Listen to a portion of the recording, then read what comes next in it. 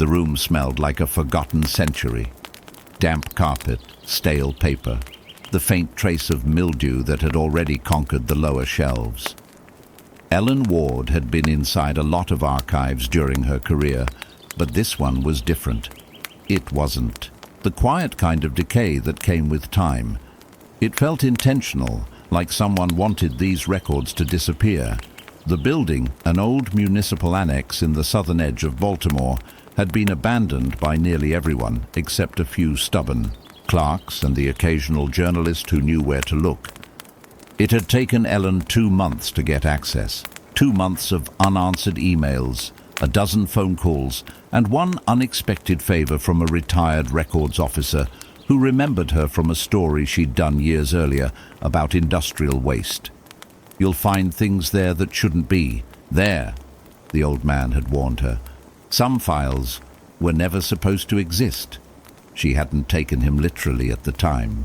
But now, sitting at a heavy oak table surrounded by boxes labeled in fading ink, "Closed Adoptions, 1984-1993, the words came back to her. Ellen slid open the first box. The cardboard was brittle at the edges, yellowed like an old photograph. Inside were manila folders, numbered sequentially, some tied with string, others loose and frayed. The handwriting varied, different pens, different hands, but all bore the same official stamp from the Department of Family Services. She took the first one and opened it. The baby in the photograph couldn't have been more than 8 months old. Brown eyes, a faint curl of dark hair, staring at something just beyond the frame. Beneath the picture was a typed name: Maria Fernanda, Lopez, date of birth, unknown, mother, untraceable, destination, adopted, United States. The next page was a passport, the baby's face again, but this time the name read Anna Louise Carter. Ellen blinked. The photograph was identical. The only thing that had changed was the name, the birth date, and the issuing country. She flipped through more pages. Birth, certificates, notarized letters, medical clearances, all duplicated with slight alterations. And then, at the bottom of the folder, a receipt. Processing fee, $14,000, paid in full. A chill crept up her spine. She turned to the next file. The same pattern, and the next, and the next. Children listed as abandoned in Guatemala, El Salvador, Honduras, each adopted by well-meaning American families who probably never questioned where their new child came from. The fluorescent light above her buzzed and flickered. She felt a pulse of nausea, part exhaustion, part dread. Her hands trembled slightly as she reached for her recorder, pressed the red button and whispered, "Date, September 14th, Baltimore Archive. Case boxes labeled closed adoptions.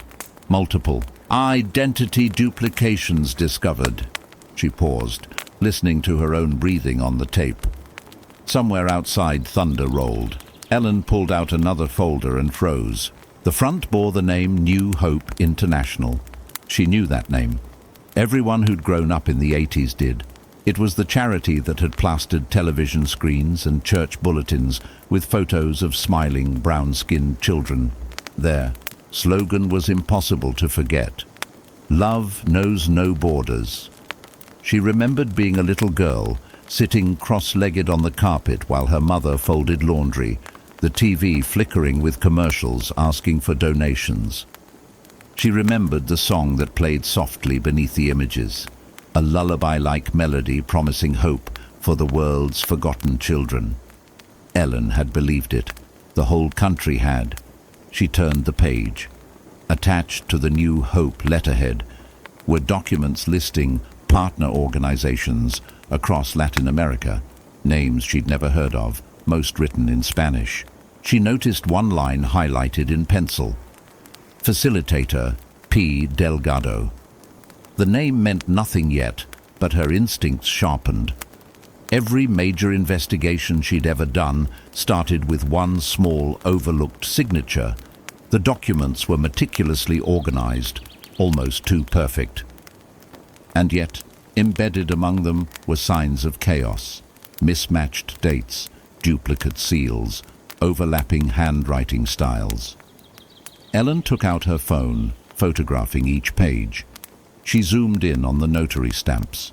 One in particular bore an emblem she didn't recognize, something like an abstract sun. Then she found something that made her heart stop.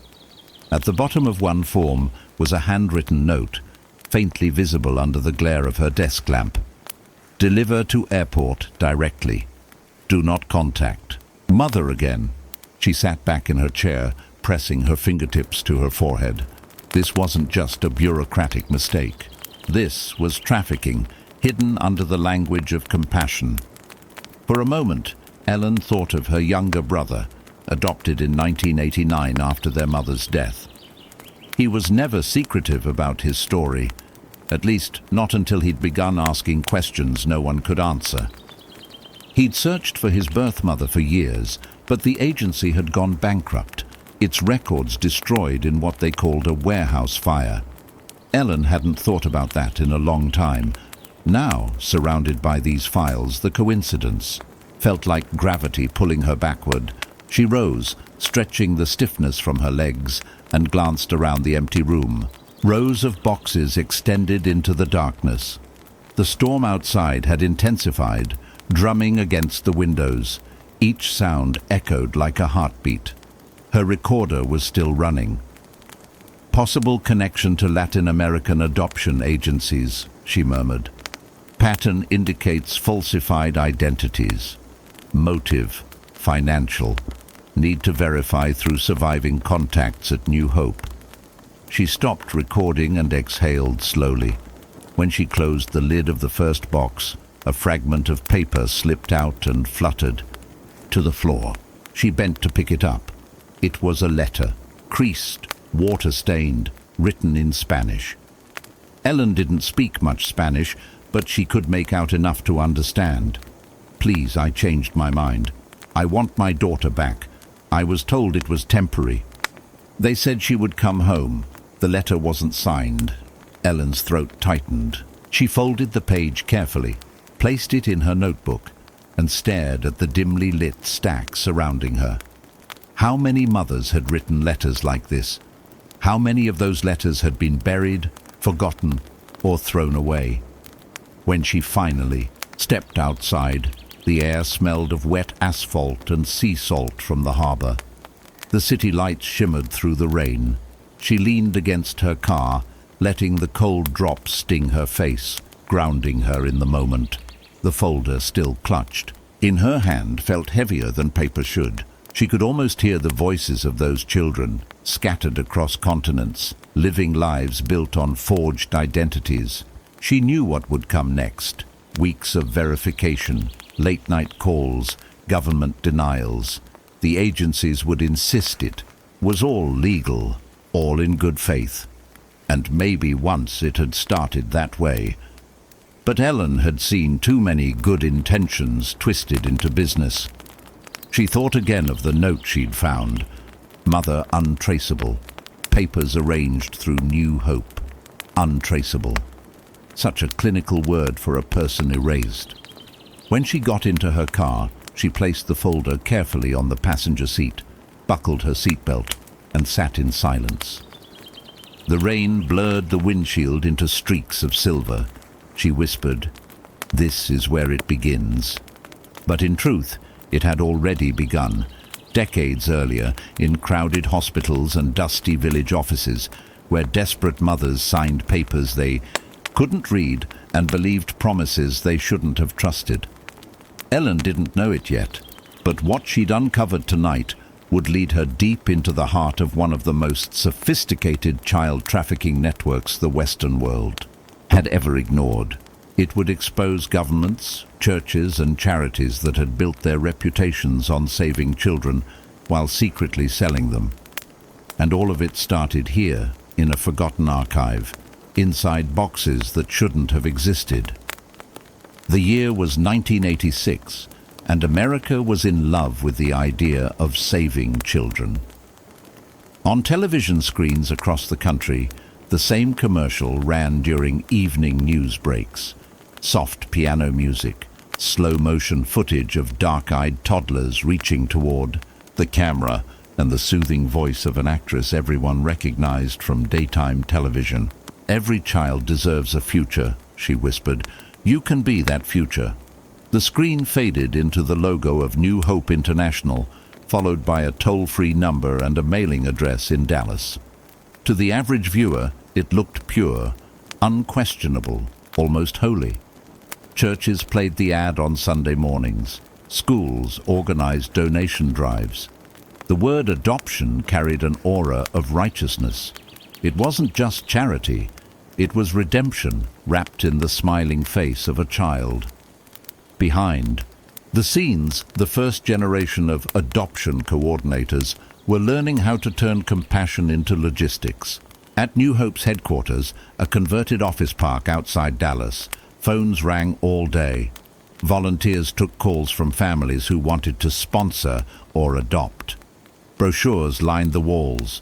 Children of Tomorrow, Operation Promise, Hearts. Without borders. One of the people answering phones was Linda Foster, a 27-year-old administrative assistant who had joined New Hope after leaving her church's missionary program in Central America. She believed in the mission. She had seen poverty firsthand, the barefoot children, the overcrowded hospitals, the endless lines for government rations. When she typed up the forms for each new application, she imagined she was saving someone from that. Every week, a new shipment of photographs arrived from Guatemala City. They came in thick envelopes marked Humanitarian Aid Correspondence. Each contained a handful of Polaroids and a sheet listing the child's name, approximate age, and medical notes. The pictures were always the same. Children sitting on benches, looking at the camera with serious faces. Some were so young their heads had to be held up by unseen hands. One picture in particular caught Linda's attention. A baby girl, maybe 6 months old, dressed in a faded yellow dress. Her name was written underneath in shaky penmanship, Maria Fernanda Lopez. No birth date, no father listed. Linda held the photo a moment longer than usual before filing it into the catalog binder under Guatemala Female Infants. The next day, her supervisor attached the photograph to an adoption prospectus that would be mailed to a couple in Oregon. 2 weeks later, the girl's name reappeared in a new document, typed, not handwritten. This time she was Anna Louise, age 8 months, healthy, available for immediate adoption. The file bore the official seal of the Guatemalan Ministry of Social Welfare and the signature of someone named P. Delgado. Linda didn't question it. She'd been told that names were often changed to simplify legal processing. That was the phrase everyone used. Simplify processing. She only started to wonder when she noticed the date of birth had shifted forward by almost 3 months. In a small village outside Antigua, hundreds of miles away, Isabel Lopez was still waiting for news about the same baby. She lived in a one-room house with tin walls and a dirt floor. Her husband had disappeared during the civil conflict, and she'd given birth alone in a charity hospital run by foreign missionaries. When her daughter was born premature, one of the nurses told her the baby needed medical care she couldn't afford. They offered to take the child temporarily, promising to bring her back once she recovered. Isabel had signed the papers without reading them. She didn't know the papers weren't for treatment. They were for surrender. For months, she went back to the hospital, asking when she could see her daughter. Each time the nurses avoided her eyes. Then one day, the ward was empty. The missionary group had left. No one ever told her that her baby had already been flown to the United States. In Oregon, James and Patricia Carter were receiving their first set of documents from New Hope. They'd struggled with infertility for nearly a decade, spent thousands on treatments that had all failed. When their church pastor introduced them to New Hope's program, it had felt like divine intervention. They sat together at the kitchen table, holding the glossy brochure. On the cover was the same baby in the yellow dress. Underneath, in elegant script, were the words, Anna Louise, waiting for a forever home. Patricia traced the photo with her finger. "She's perfect," she whispered. The Carters' adoption process moved faster than they expected. Within 3 months, they were on a plane to Dallas for the final paperwork. At the airport, a representative from New Hope met them with a brown envelope containing travel visas, immunization records, and a notarized certificate of birth. The paper looked official, though the ink was slightly smudged from what seemed like a photocopy. Linda was the one who handed over the documents. She smiled as she congratulated the couple, her eyes flicking briefly to the baby in the carrier. The child's gaze met hers for just a second, silent, curious, uncomprehending. Later, as the Carters boarded their flight home, Linda watched from the terminal window. For the first time since joining New Hope, she felt a heaviness she couldn't explain. That night she stayed late, sorting through leftover files. One folder caught her attention. It was missing a photograph, but the name field was still visible, Isabel Lopez. Under notes, someone had written, "Mother untraceable, transfer approved." The handwriting was the same as in Maria's file. Across the next decade, the pattern would repeat thousands of times. Babies with one name would leave their birth country under another. The paperwork would be stamped, signed, sealed. No one would ever see the originals again. Television continued to broadcast smiling faces and heartwarming success stories. Cameras followed missionaries into remote villages, capturing images of gratitude and salvation. Politicians praised international adoption as an example of American compassion at work. Donations poured in, and yet beneath the applause there were whispers, stories of mothers who claimed their children were taken, of forged consent forms, of officials paid in cash. But those stories never made it to the evening news. They didn't fit the narrative. For people like Isabel, life moved on in silence. She left flowers at the church each year on the same date, even though she didn't know if it was her daughter's real birthday. For Linda, the unease became a quiet burden. She carried into her 30s. She stayed with New Hope for 4 more years before leaving without explanation. She never spoke publicly about what she'd seen, but she kept one photo hidden in a drawer, the baby in the yellow dress. And for Anna, now growing up in Oregon, as Anna Carter, the story was already being rewritten. Her first words were in English. Her first steps were across the living room carpet, while her mother filmed her on a VHS camcorder, laughing through tears. In their home videos, she looked like every other loved child, except that sometimes, late at night, she would cry inconsolably, for reasons no one could name. The narrative of salvation was complete. America had saved another child. No one yet understood what it had cost. Ellen arrived at the Department of Family Services just after 8 in the morning, the same grey folder tucked under her arm. The building looked newer than the archive she had visited before, sterile, bureaucratic, the kind of place where nothing dramatic was ever supposed to happen. A receptionist greeted her with a professional smile that didn't reach her eyes.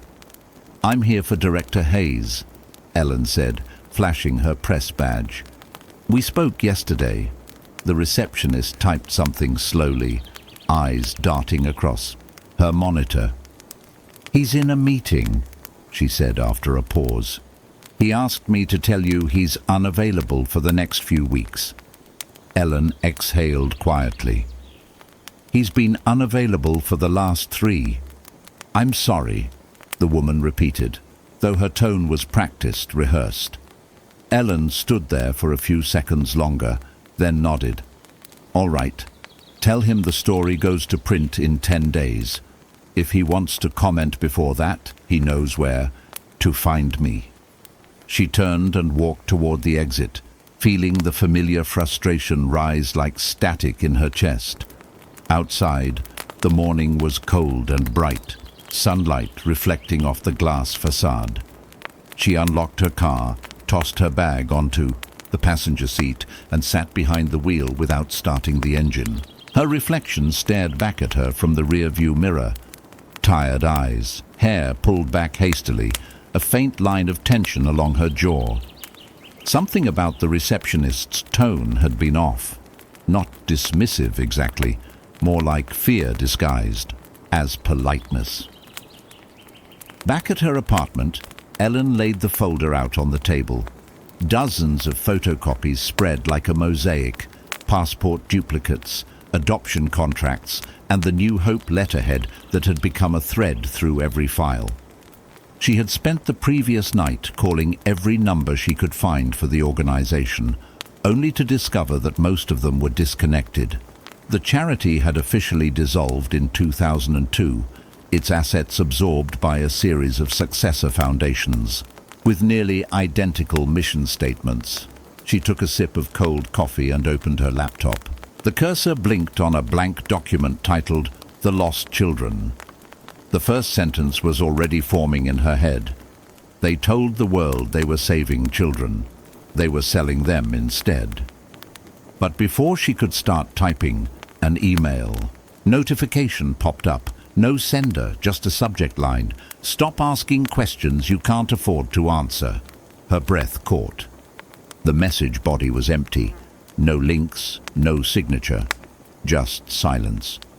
She stared at it for a long moment, then closed her laptop and leaned back. The rational part of her mind told her it was probably a prank. Journalists got them all the time. But something about the timing, the blankness of it, tightened the air around her. By afternoon, Ellen was at the Public Records Office, hoping to retrieve the non-profit registration files for New Hope International. The clerk, a middle-aged man with silver glasses, looked uneasy when she mentioned the name. "That one?" he muttered, flipping through the computer database. "Yeah, those records were transferred out years ago, supposedly digitized, but most of them never came back." "Transferred where?" He hesitated. "I think to a private repository in Dallas. Contracted storage. I can give you the reference code, but good luck getting access. The company closed down last year." Ellen noted the address, thanked him, and walked out. The sun was setting, painting the city in pale orange. She drove through the downtown traffic, her mind racing. Every trail led to another locked door. At home that evening, she printed the documents she had scanned from the Baltimore archive and pinned them on her wall. Strings of red thread connected names, dates, and flight numbers. A map of Guatemala hung beside them, dotted with circles where New Hope had operated outreach centers. She traced her finger along one of the lines, from Guatemala City to Dallas, then to Oregon, the same route as the child in the yellow dress. Her phone rang, breaking the silence. "Ward," she answered. A male voice, polite but flat. "Ms. Ward, this is Thomas Graham from the Department of Foreign Adoptions. I'm calling about your information request." Ellen straightened in her chair. "Yes, thank you. I've been waiting for a response." "Unfortunately," he said, "those files are classified under privacy protections.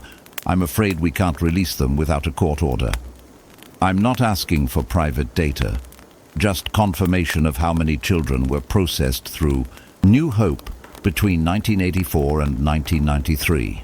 "I understand," he said, his tone carefully neutral. "But even aggregate data falls under restricted categories now. Those programs were audited years ago and found compliant. Reopening them isn't in anyone's interest." "Not in anyone's interest," Ellen repeated softly. "Whose interest exactly?" The line went quiet. Then, "Be careful what you print, Ms. Ward. Sometimes people read things the wrong way." Before she could reply, The call disconnected. Ellen sat still for a long time, phone pressed against her ear. She knew, veiled warnings when she heard them. She dealt with corporate lawyers, government spokespeople, and PR teams who specialized in making journalists feel watched. But this felt different, less formal, more personal. She stood, stretched her neck, and walked to the window. The E.E. street below was dimly lit, quiet. Then she noticed a car parked across from her building, a black sedan, engine off, windows tinted. It had been there when she came home earlier. Probably nothing, she told herself. Probably. Still, when she turned off the light, she did it slowly, letting her eyes adjust to the darkness. The next morning, she called her editor, Paul, at the Ledger. "You look exhausted," he said over the video call. "Any luck?" "Depends how you define luck," Ellen replied. "Every agency I've contacted says the same thing. Records missing, archives burned, data privatized. And I got an anonymous email last night." Paul frowned. "Threat?" "Not exactly. Just a warning." He sighed. "Ellen, you know the drill. Don't engage. Forward it to IT, log it and move on. They always try to rattle you before a big story." "I'm fine," she said, though she wasn't. "Good, then keep going. But tread carefully. I've heard rumors that the old New Hope donors still have friends in high places. They'll protect their legacy." Legacy. The word made her skin crawl. After the call, Ellen packed her notes into her bag and headed for the train station. She'd decided to go to Dallas, to the last known address of New Hope's headquarters, now supposedly abandoned. She needed to see it for herself. On the platform, she pulled her coat tighter against the wind. Commuters stood scattered around her, faces half buried in scarves and phones. For a moment, everything felt normal again. Then she caught sight of a man a few meters away, dressed in a dark coat, holding a folded newspaper but not reading it. When she shifted position, so did he, almost imperceptibly. Their eyes met briefly before he turned away. The announcement for her train echoed overhead. Ellen stepped forward, her heart beating faster. When the train doors opened, she got inside, choosing a seat by the window. As it pulled away, she glanced back. The man was still standing there, watching the departing cars. For the rest of the ride, she tried to convince herself she was imagining things. Journalists saw patterns everywhere. That was their job. But even logic couldn't silence instinct. Something about the story she'd uncovered had started to stir old ghosts. By the time the train reached the city's edge, night had fallen. Ellen rested her head against the window and closed her eyes. Tomorrow she would be in Dallas. Tomorrow she would walk through the ruins of New Hope International and find out why so many people wanted it buried. Outside, the landscape blurred into darkness. Inside, the faint reflection of her face hovered against the glass, calm, determined, and quietly afraid. And somewhere behind that reflection, in the empty aisle of the train car, a figure rose from another seat and began walking slowly toward her. Ellen arrived in Dallas on a clear morning that smelled faintly of dust and sun-baked concrete. The city stretched flat and glittering beneath the heat, the skyline rising like a mirage. It had been years since she'd last been to Texas, and she'd forgotten how the air itself seemed to hum with electricity. She rented a car and drove north toward the suburbs, following an address she had found in the footnotes of an old audit. Report, New Hope International, 1427 Mercer Avenue. The GPS led her through industrial lots, half-empty parking structures, and stretches of chain-link fences overgrown with weeds. When she finally reached the address, she almost missed it. The building stood alone at the end of a cul-de-sac, its sign faded to ghost letters. The parking lot was cracked, grass pushing through the asphalt. A row of windows on the second floor was boarded shut. Through the dust on the front doors, she could still make out the faint outline of the New Hope dove, their old emblem, wings open in eternal optimism. For a moment, Ellen just sat in her car, staring. This was where it had all happened. The phones, the glossy brochures, the promises. Now it was silent, an empty shell. She got out, camera in hand, and circled the perimeter. The metal door on the side was unlocked. Inside, the air was thick and dry. Broken blinds hung from their cords, and the floor was littered with papers, most blank, some torn in half. On one wall, a sun-bleached poster still clung by a corner.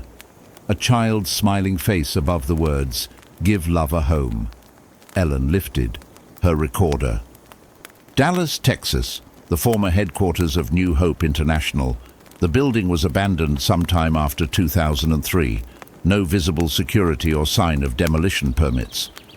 Her voice echoed back faintly through the hall. She wandered through the corridors, her footsteps stirring a fine layer of dust. In one office she found an old filing cabinet overturned, its drawers empty except for a few folders warped by humidity. She picked one up. Shipment manifest. No, not shipment. Shipment of supplies. Underneath, though, the listed contents didn't match. Blank birth certificates, ink seals, passport photos. Her pulse quickened. She took photos of every page. The back office had a half-collapsed ceiling and a rusted desk. On the wall above it, someone had written in faded marker, "Do good, but not too loudly." She didn't know whether to laugh or shiver. Outside, the sun had started to fall lower in the sky, cutting the room in stripes of orange and shadow. Ellen's phone buzzed. Unknown number. She hesitated before answering. "Ms. Ward," a woman's voice said, hesitant, careful.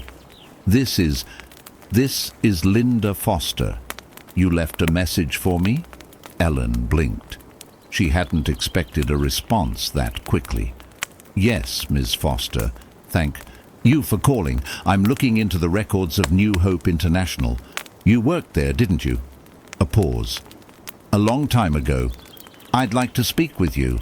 I'm in Dallas right now." "I know," the woman said quietly. Ellen froze. "You know? I still live nearby. I saw your post on the local historical forum. You said you were researching adoption programs. I knew someone would come back here eventually. Can we meet?" Another pause. "There's a diner off Highway 75. It's called Marlowe's. Tonight, after 8. Come alone." The line went dead. When Ellen arrived at Marlowe's, the sun had set and the neon sign buzzed faintly above the door. Inside, the place smelled of coffee and fried onions. A few truckers sat at the counter, watching muted television. In the back booth, near the window, sat a woman in her late 50s with grey-streaked hair and tired eyes. "Ms. Foster?" Ellen asked, sliding into the opposite seat. Linda nodded once. "You sound just like your messages, persistent." "I take that as a compliment," Ellen said. Linda gave a thin smile. "Don't. Persistence is what gets people in trouble." They sat in silence until the waitress brought coffee. Linda stirred hers without drinking. "I know why you're here," she said finally. "And I know what you've probably already found. Those files in Baltimore shouldn't exist. We were told they were destroyed." Ellen leaned forward. "What were you told to destroy?" "Everything. Birth records, correspondences, financial ledgers. They said it was to protect the privacy of adoptive families. But we all knew it wasn't about privacy. It was about liability." Ellen switched on her recorder. "You're saying the agency knew the adoptions were illegal?" Linda laughed softly, without humor. "Illegal is a funny word. Everything had paperwork. Everything had a stamp.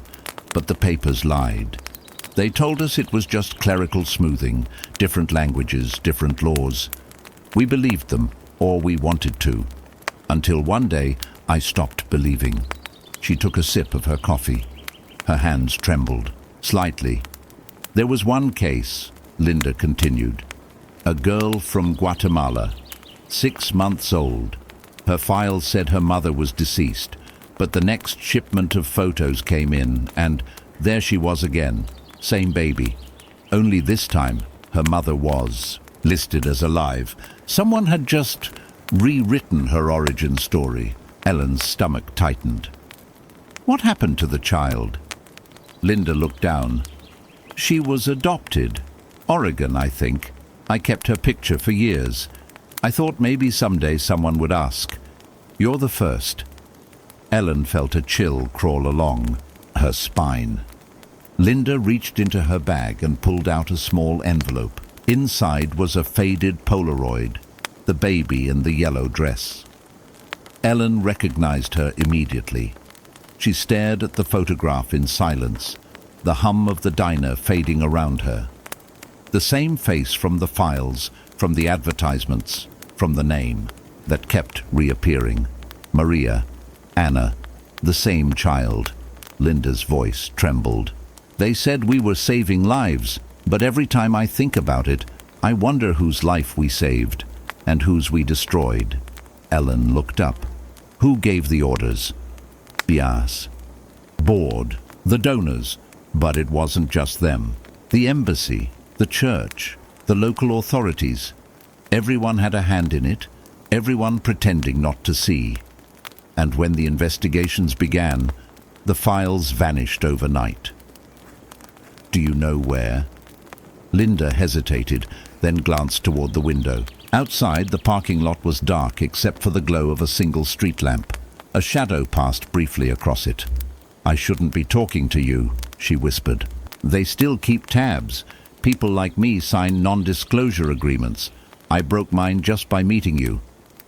Who are they? Linda didn't answer.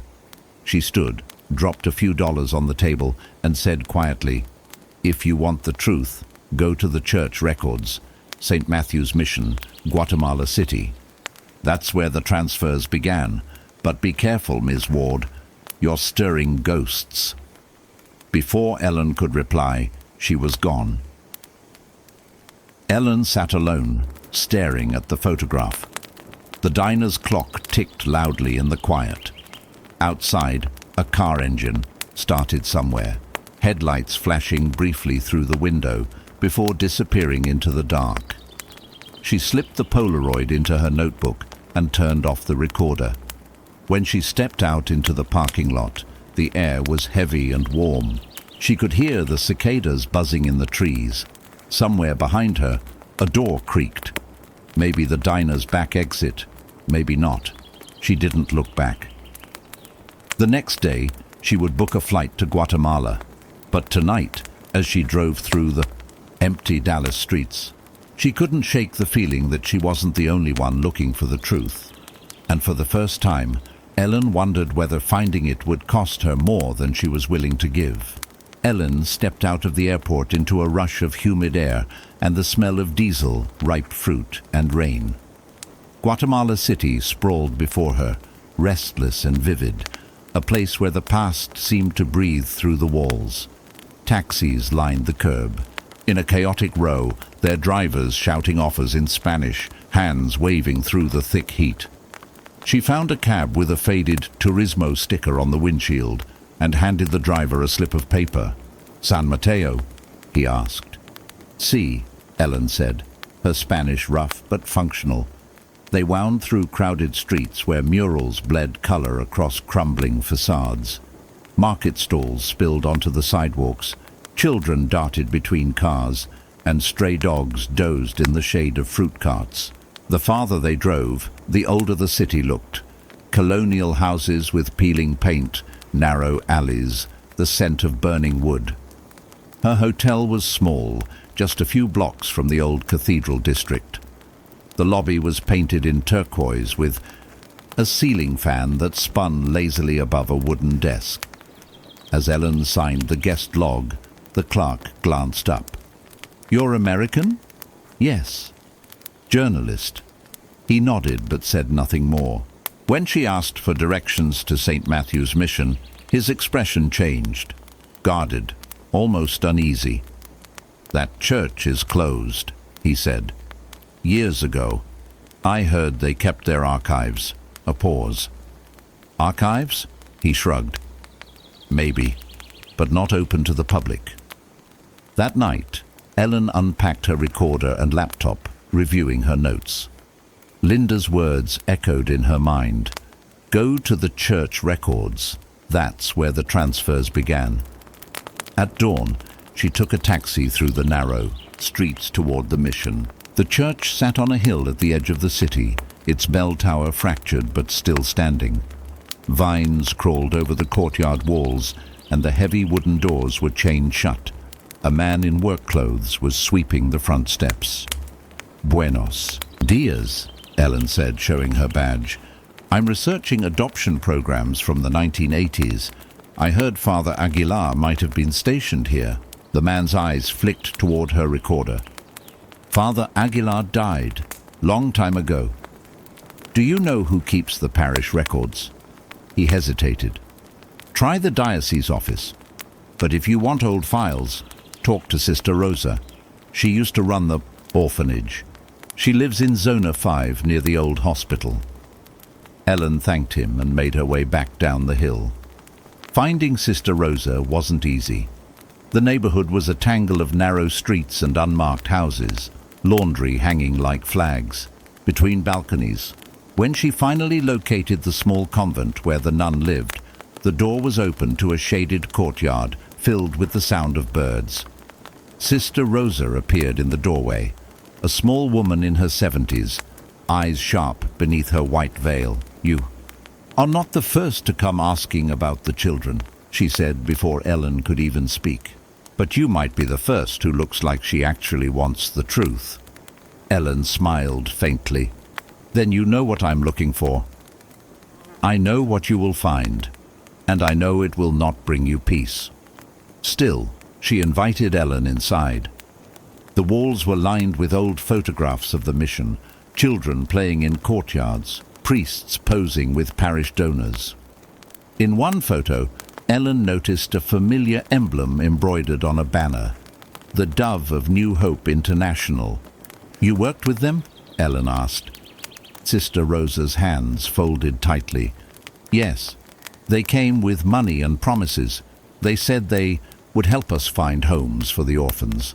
But soon the papers came faster than the children. Some days they took 10, 12 babies, always the youngest, the healthiest. Did you know they weren't all orphans?" The nun's eyes filled with quiet grief. "We suspected. Some mothers came looking.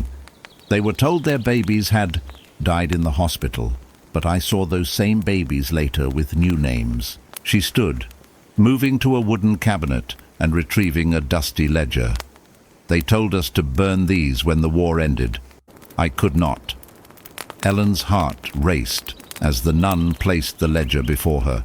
The pages were brittle, ink faded. Each entry listed a name, a birth date, and a strange column labeled Código Internacional. "What do these codes mean?" Ellen asked. Sister Rosa pointed to the first few digits. "Each code matches a family abroad, but look closer. Some numbers repeat. Same child, different code." Ellen turned the pages slowly. Names shifted, countries changed, but the same. Birth date reappeared several times under different mothers. It was an entire system of duplication, paper children manufactured to meet demand. "Can I photograph these?" Ellen asked. "You can," Sister Rosa said, "but be careful where. You keep them. People have been followed for less." Outside, the afternoon light had turned gold. Ellen walked toward the main square, camera heavy in her hand. She felt the weight of the ledger's images, the inked names of children who had been rewritten out of their own stories. That evening, she met with a local journalist, Javier Molina, in a small cafe near the old university. Javier was in his 40s, soft-spoken but quick-eyed. He had covered corruption cases during the Civil War and carried the wary composure of someone who knew when to lower his voice. "New Hope," he said when she mentioned the name. They were untouchable back then, connected to everyone, politicians, churchmen, even the embassy. You think they were buying children? Buying? No. They called it facilitating. The paperwork was perfect. You can't prosecute paper. He leaned closer. If you really want proof, go to the National Archives in Zone 1. There's a man named Tadeo who keeps the immigration manifests. He owes me a favor. The next day, Ellen went. The archives were in a government building that smelled of dust and mildew, the lights flickering overhead. Tadeo was a wiry man in a government vest who looked perpetually suspicious of everything, including himself. "You're here about the adoptions," he said quietly, before she even asked. "I heard a foreign journalist was coming." He led her down a narrow hallway into a back room stacked with old shipping logs. He pulled a box from a shelf, each file marked with year and date. "These," he said, "are the flight clearances. Every time a child left the country, the embassy signed off. Look at the stamps." Ellen flipped through the documents. Each page had the seal of New Hope International, and next to it, the signature of an American consulate official. Her stomach turned. "They knew," she whispered. Tadeo nodded. "They all knew. But no one wants those papers seen. You should go." When Ellen stepped outside, the sky was dark with approaching rain. The streets shimmered under the first drops, and thunder rolled across the hills. She started toward the taxi stand, clutching her bag to her chest. Behind her, a car door slammed. She turned. A man stood by a parked sedan speaking into a phone. Nothing unusual, except that it was the same man she'd seen on the train platform in the US, the one with the folded newspaper. He looked up briefly, eyes meeting hers through the curtain of rain. Then he got into the car and drove away. Ellen's pulse thundered in her ears. She didn't move until the taxi driver called to her. Back in her hotel room, she locked the door and spread the copies of the church ledger and immigration manifests across the bed. Together they painted a single, terrible picture. Hundreds of children whose identities had been erased and sold through the machinery of charity and faith. Outside, the rain fell harder, drowning the city's noise. Ellen stared at the papers, knowing that tomorrow she would have to decide whether to take what she'd found to the embassy or go deeper. For the first time, she realized this story wasn't just about the past. Someone was still protecting it, and they already knew she was here. Ellen arrived at the US Embassy just after 9. The morning sun burned white through the haze, and the guards at the front gate stood like statues in khaki uniforms, their mirrored sunglasses reflecting everything and nothing at once around.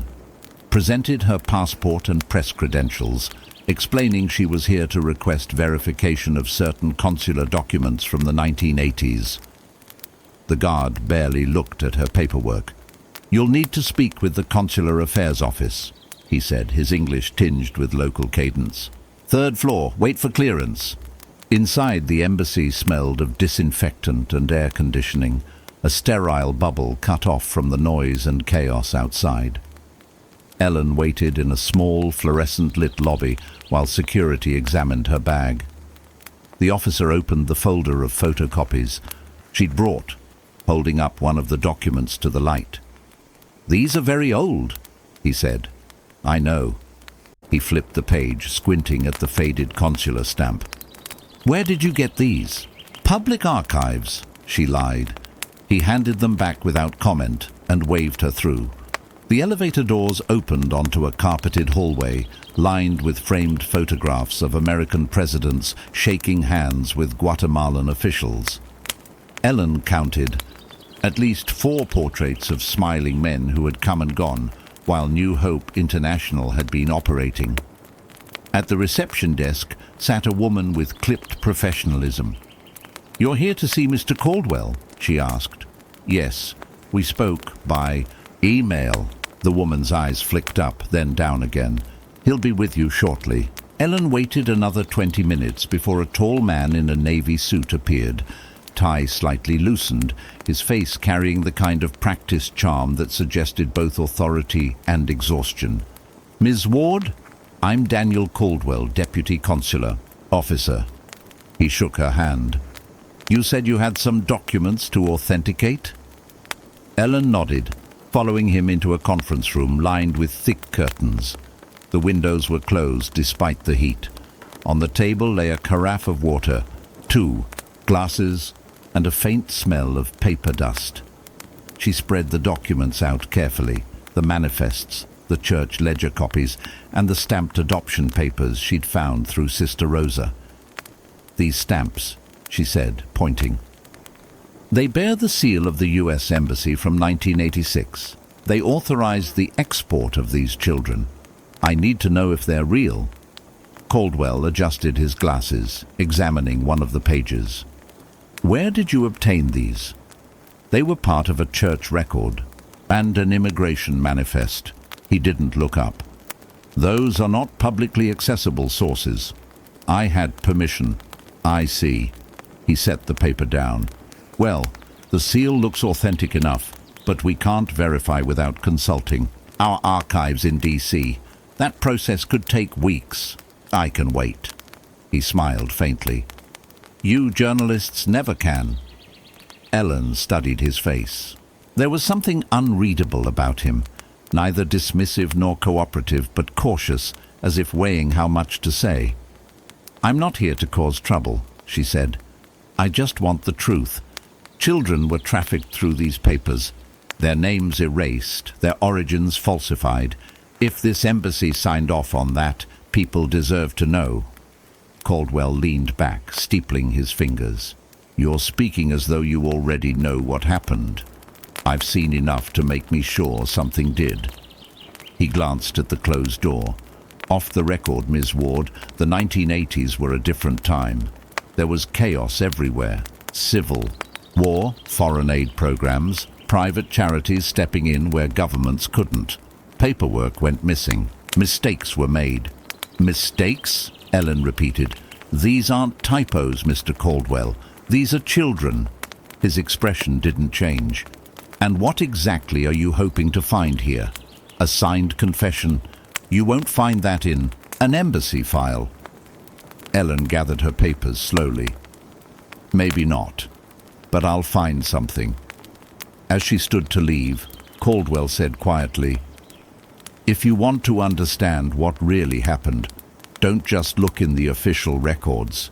There are boxes in the storage annex, basement level, labeled Auxiliary Adoptions Program. They were supposed to be transferred years ago, but bureaucracy being what it is." He met her eyes. "You didn't hear that from me." Ellen paused. "Why are you telling me this?" "Let's just say I don't like the smell of buried history." Before she could ask more, his phone buzzed. He glanced at the screen, then gave her a thin smile. "I'm afraid I have another meeting. If anyone asks, we discussed nothing sensitive." Ellen left the conference room feeling both relieved and unsettled. The receptionist barely looked up as she passed, though Ellen could feel the woman's eyes follow her out. She found the basement annex through a side stairwell marked "Maintenance Access Only." The fluorescent lights flickered, casting the narrow corridor in pulses of shadow. At the end was a locked metal door. She tried the handle. Surprisingly, it opened. Inside were rows of old boxes stacked to the ceiling, the air stale and heavy. She pulled out one at random. Faded writing on the side read AAP 1987. Inside were carbon copies of visa requests, correspondence between embassy staff and New Hope International, and a set of internal memos. She unfolded one and began to read. Subject: Expedited Clearances, Guatemala Adoption Program. Note: all cases pre-cleared through private channels. Do not delay under Section 214B, Directive from DC. Maintain discretion regarding media inquiries. Her throat went dry. She flipped through the other pages, more signatures, the same seal, the same initials that appeared on the documents she'd brought. She snapped photos until her phone storage filled. When she turned to leave, a sound echoed from the hallway. A door-shutting footsteps. Slow, unhurried. Ellen froze, listening. The steps stopped outside the annex. Then a voice, a man's, distant but clear. "Ms. Ward?" It was Caldwell. She stepped out, her pulse racing. "You scared me." He smiled faintly. "You weren't supposed to be down here. You told me about it." "I said nothing," he replied evenly. "At least, not officially." For a moment they just stood there, the air between them thick, with unspoken tension. Then he lowered his voice. "Take what you need and go. And when you write, don't use my name." She nodded slowly. Back outside, Ellen squinted into the blinding sunlight. Her hands trembled as she slid into the taxi, heart still hammering. Through the glass doors of the embassy, she caught one last glimpse of Caldwell standing by the entrance, his expression unreadable. As the car pulled away, she opened her phone. The photos of the memos were all there, but one file was missing, the first image she had taken, the one showing the directive's signature. Deleted. She checked twice, scrolling frantically. Gone. The driver glanced at her in the rearview mirror. "Everything okay, Senora?" Ellen forced a smile. "Yes, just tired." But she couldn't shake the feeling that the deletion wasn't an accident. Someone, somewhere inside that embassy, had seen what she'd found, and someone had decided what she wasn't supposed to keep. The rain had stopped by the time Ellen reached her hotel. The air smelled of dust and damp concrete, the streets glistening beneath half-dead neon signs. She walked quickly, clutching her shoulder bag close, feeling the weight of the documents inside like something radioactive. At the reception, the clerk looked up from a small television and nodded politely. "Buenas noches, Senora Ward." Ellen returned the greeting and took the elevator up to the 5th floor. The corridor was dimly lit. The patterned carpet muffled her steps. She slid the keycard into the lock, heard the click, and stepped into the stillness of her room. The curtains were already drawn. She hesitated, then crossed to the window and peered through the narrow gap. The courtyard below shimmered with the last traces of rain, empty except for the stray dog that slept near the lamppost. Inside, she switched on the desk lamp. The yellow light seemed too warm, too fragile. She spread her notes across the bed, printouts, photos, her handwritten transcription of the memo from the embassy basement. Each piece of paper felt like evidence of something she still couldn't name. She turned on her laptop. The fan whirred softly, a comfortingly ordinary sound. The cursor blinked, waiting. Ellen inserted her phone's memory card and began transferring the photos to a folder labeled Research April. At first, everything worked fine. The progress bar crept forward, steady and reassuring. Then the screen froze. The cursor stopped blinking. The fan's hum faltered. Ellen frowned and clicked again. No response. Then the Wi-Fi icon disappeared and a red error message flashed. Network unavailable. Connection terminated. She tried reconnecting to the hotel network. It failed. She tried again. Same result. The air conditioner buzzed louder, or maybe the silence between its clicks had grown more noticeable. Her phone still showed 2 bars of signal, so she turned on the hotspot and retried the upload. The files began to send, then abruptly stopped. File corrupted. Retry? Her chest tightened. She clicked retry. Another error. Unauthorized sync. Operation aborted. That wasn't standard. She knew that message. It appeared when a connection was intercepted, someone accessing a remote port or trying to mirror her upload. She disconnected everything, unplugged the laptop, and just sat there, listening. The hum of the city below, The rattle of an elevator. Shaft. Somewhere, a door slammed. Ellen got up and paced. She told herself she was being paranoid, but paranoia had saved reporters before. She sat again, this time with her notebook. She began to write by hand, forcing her shaking fingers to steady. Embassy memo, March 1987. Subject, expedited adoptions. Directive from DC. Maintain discretion, media. Names, initials, signatures. She wrote until her wrist ached. When she finished, she tore out the page, folded it twice, and slipped it into the lining of her suitcase, beside the printed photos. She went downstairs. The lobby was nearly empty. A guard dozed near the door, his radio murmuring static. Ellen approached the reception desk. "Excuse me," she said in Spanish. "Do you have a printer? A business center?" The clerk looked up. "Second floor, senora. Next to the conference rooms." The elevator was slow, so she took the stairs. The air smelled faintly of ozone and cleaning fluid. The business center was dark, except for the glow of standby monitors. She turned on a lamp, logged into the guest account, and began printing. Each page slid out with an oddly rhythmic click, echoing in the stillness. Halfway through, she froze. In the reflection of the window, she thought she saw movement in the hallway, a shadow, fleeting and soft. She turned quickly. Nothing. She waited. The silence pressed against her ears. Then, cautiously, she gathered the pages, shut down the computer, and left. In the corridor, every sound seemed magnified, the squeak of her shoes, the faint hum of the lights. Back in her room, she checked the lock twice. Her laptop was still open, but the screen had gone black. When she pressed a key, the image flickered to life. Only now the desktop background was gone, replaced by a blank grey field. Every folder had vanished. Ellen sat very still. Then, as she watched, a new window opened by itself.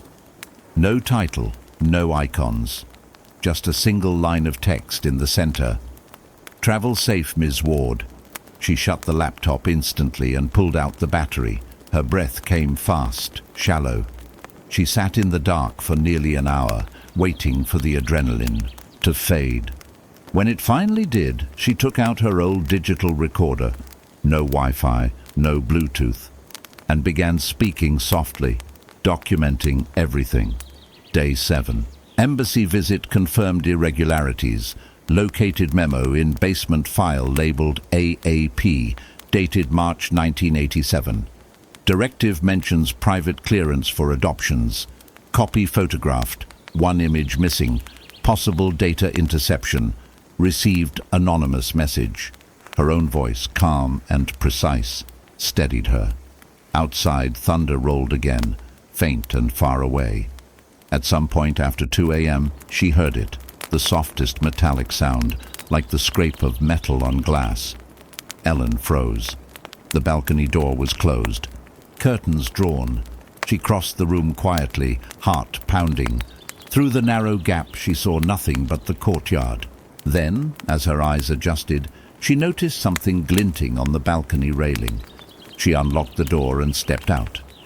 The night air was cool, heavy with the smell of rain. The city hummed in the distance. A small plastic card was wedged between the bars. She pulled it free. It was blank except for one embossed sentence. "Do not trust the archives." Ellen stared at it, the letters barely visible in the pale light. No logo, no name. She slipped it into her notebook and went back inside, locking the door firmly behind her. She didn't sleep. She sat at the desk, watching the sky shift from black to grey, and wrote down every detail she could remember. At dawn, she called the hotel courier desk. "I need to send a package to New York." She said, "Yes, senora. Documents? Yes, urgent." She sealed the envelope with tape, labeled it in block letters, M. Torres, the New York Ledger. Then she added one more line underneath. Open only if I don't return. The clerk accepted it with a polite nod. It will go on the morning flight, Senora. Make sure of it, she said. When she returned to her room, the sun was breaking through the clouds, flooding everything with pale gold. The city outside seemed new, almost innocent again. But when she turned on her phone, she saw a notification she hadn't noticed before. Unknown Bluetooth device connected. Her heart skipped. She switched off the phone, removed the SIM card, and dropped both into a glass of water. The phone hissed faintly, then went silent. Ellen sat back in her chair, the morning light cutting across her face. She felt exhausted, but beneath the fatigue was something sharper, a sense of direction. Someone wanted her afraid. Someone wanted her to stop. That meant she was close. She took out the small plastic card, held it up to the light, and whispered the words again. Do not trust the archives. A message or a warning, maybe both. She folded it carefully, tucked it into her passport, and stood.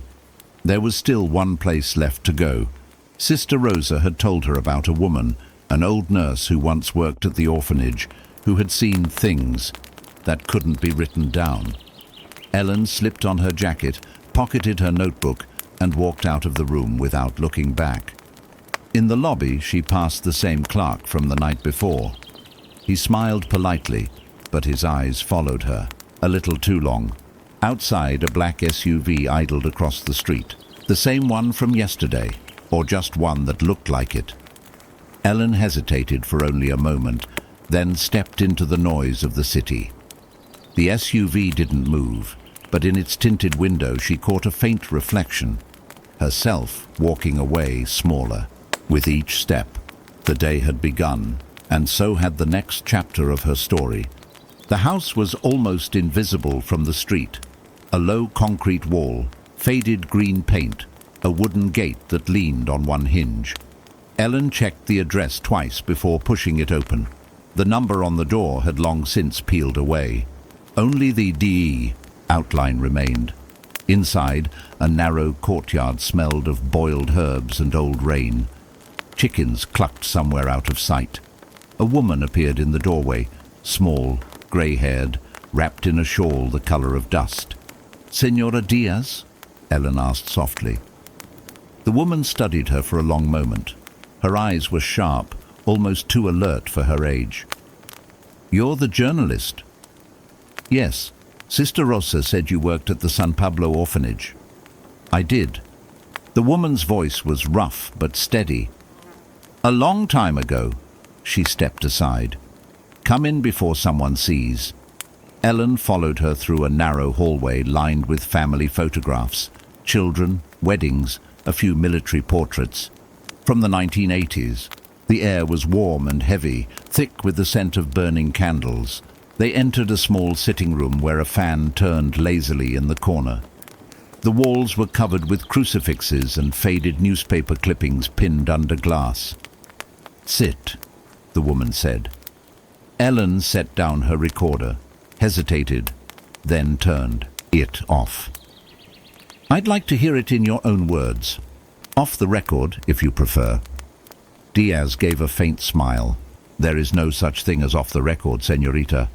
But yes, you can listen. I am too old to be afraid."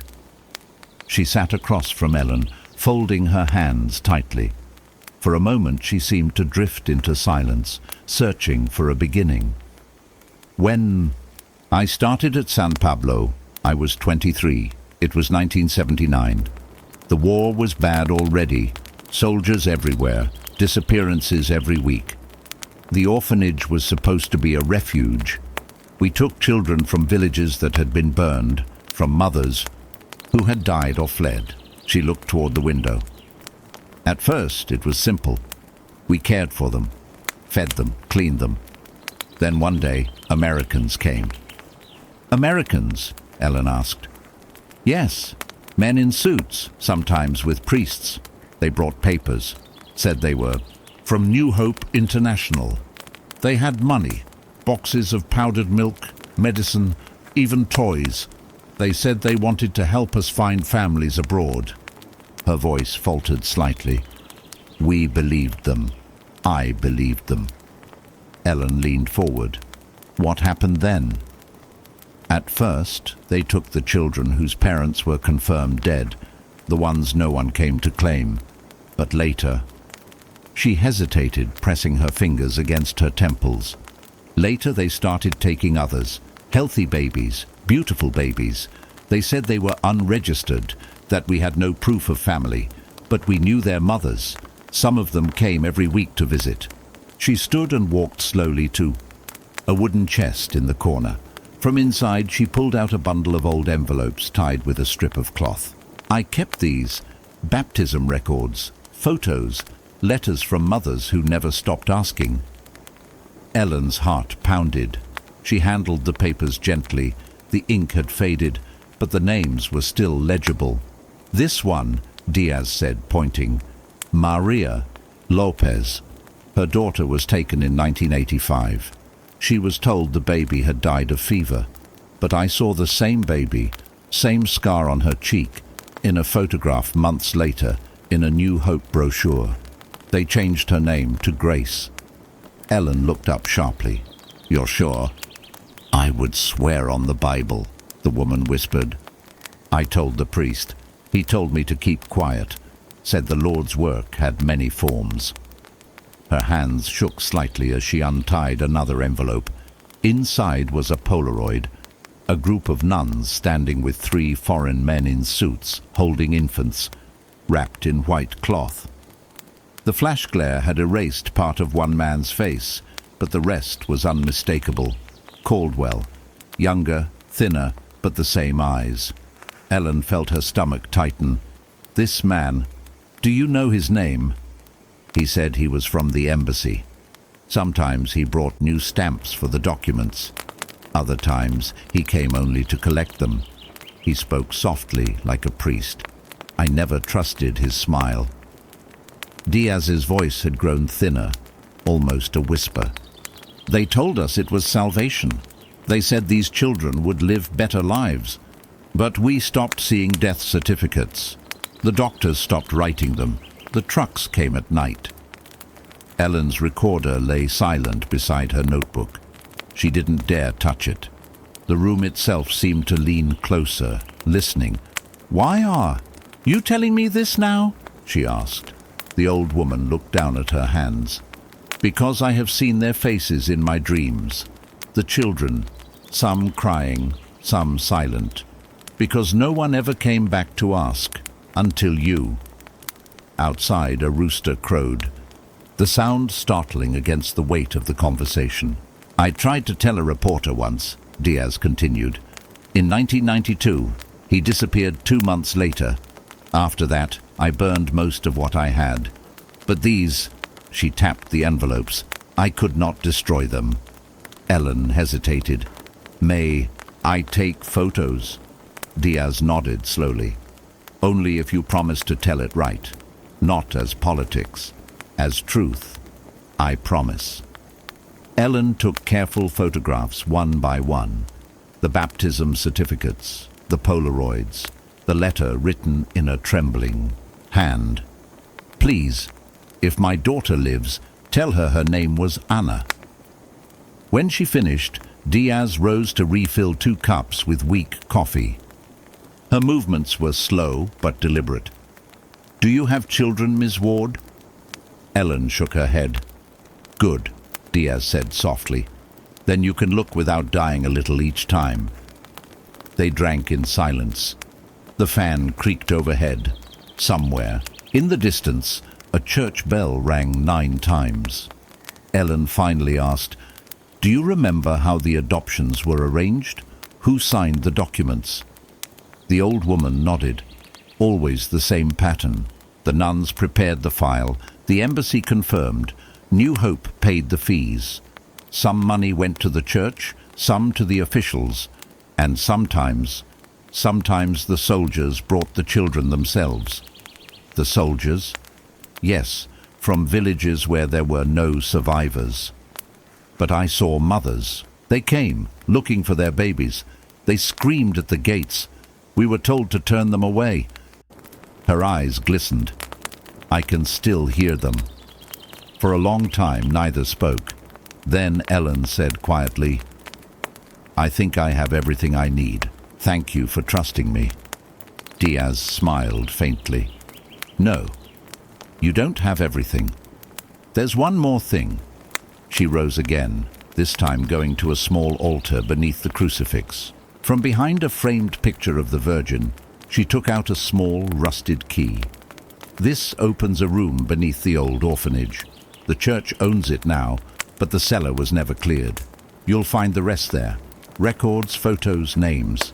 But go in daylight, and go with someone you trust." Ellen accepted the key carefully. "You're giving this to me?" "I'm giving it to history," Diaz said. "I am too tired to guard it anymore." The journalist slipped the key into her pocket and reached for the woman's hand. "I'll tell their stories," she said. "I know." Outside, the sun had begun to set, turning the street gold and grey. As Ellen stepped through the gate, she glanced back. The old woman still stood in the doorway, framed by the dim light of the house, her face unreadable. When Ellen reached the end of the block, she turned again, but the doorway was empty. Only the faint sound of the chickens and the whisper of wind through the trees. The road to San Pablo wound through the hills outside Guatemala City, where the air smelled of clay and pine sap. Ellen hired a driver who agreed to wait for an hour. She didn't say why she was going, only that she needed to photograph the ruins of an old mission. The gates of the orphanage stood half buried in weeds. A cracked sign still read, "Hogar San Pablo, Fundado 1953. Rust ate away the letters. Beyond it, the courtyard was quiet, the chapel roof sagging inward like a spine that had lost its strength. Ellen stepped through cautiously, the gravel crunching beneath her shoes. Birds scattered from the rafters, wings scraping the silence. The building had been abandoned for decades, but she could still feel the geometry of order. Rows of windows, identical doors, discipline fossilized in architecture. Inside, dust lay on everything. A few wooden cribs remained, their paint peeling.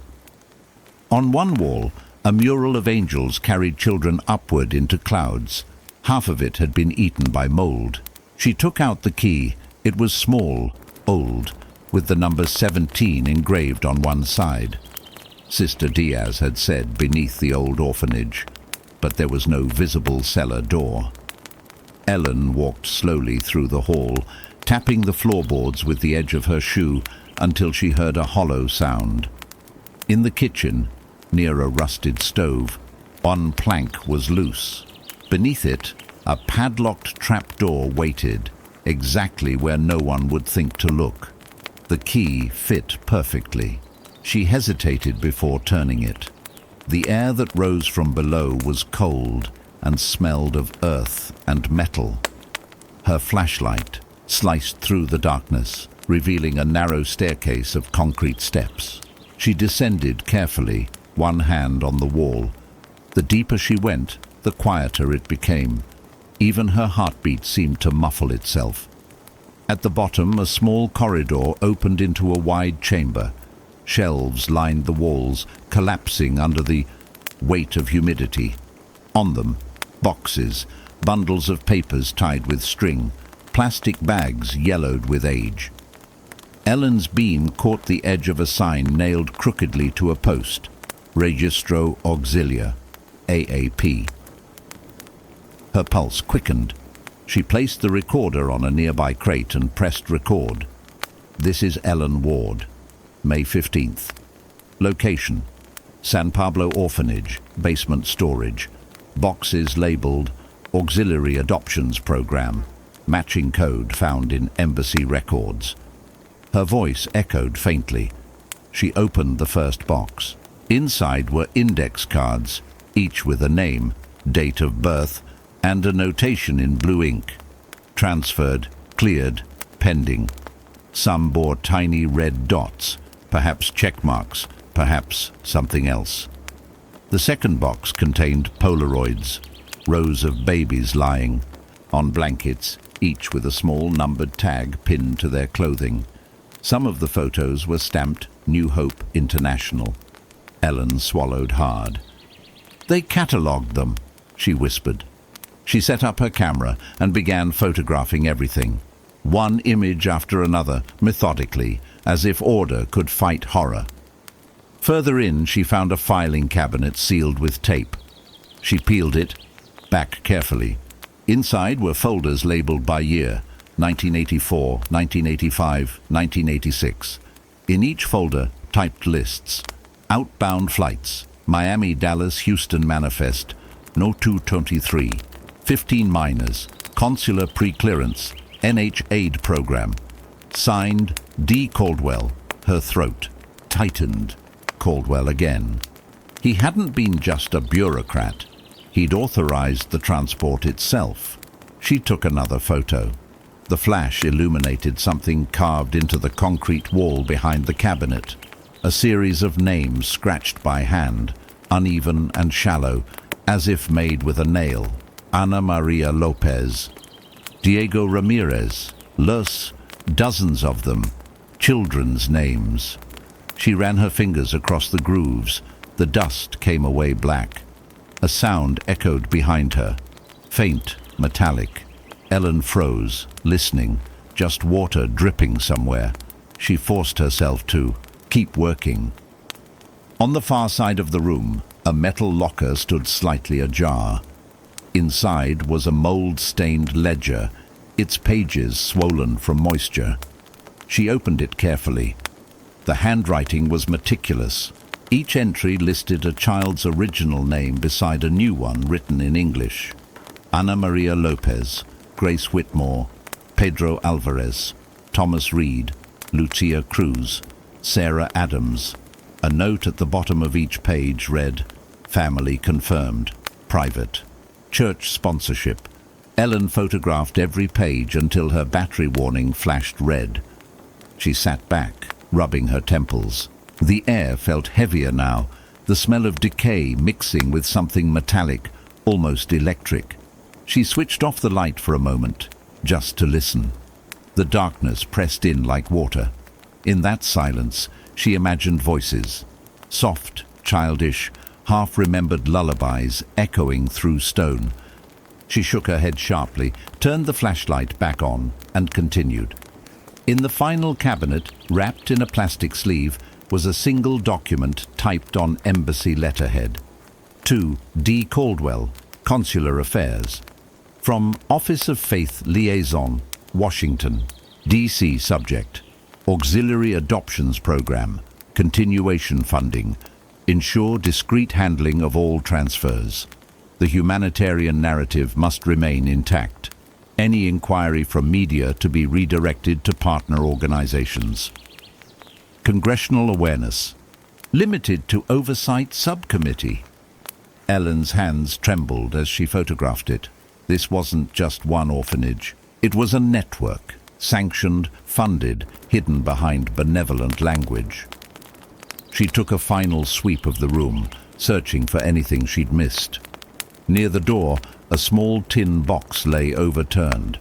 Inside, a roll of undeveloped film and a child's bracelet made of colored thread. She pocketed both gently.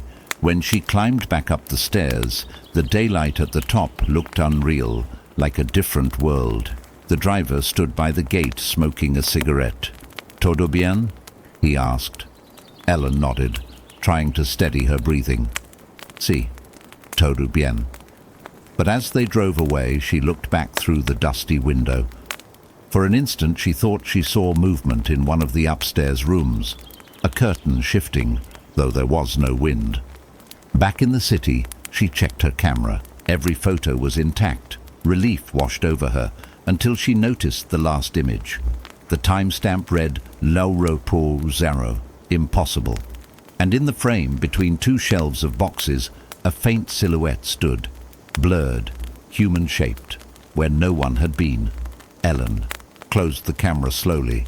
The truth was coming together now. Not just papers and stamps, but lives, stories, ghosts. She realized she was holding something more dangerous than evidence, a map of complicity that reached from dusty cellars to government offices.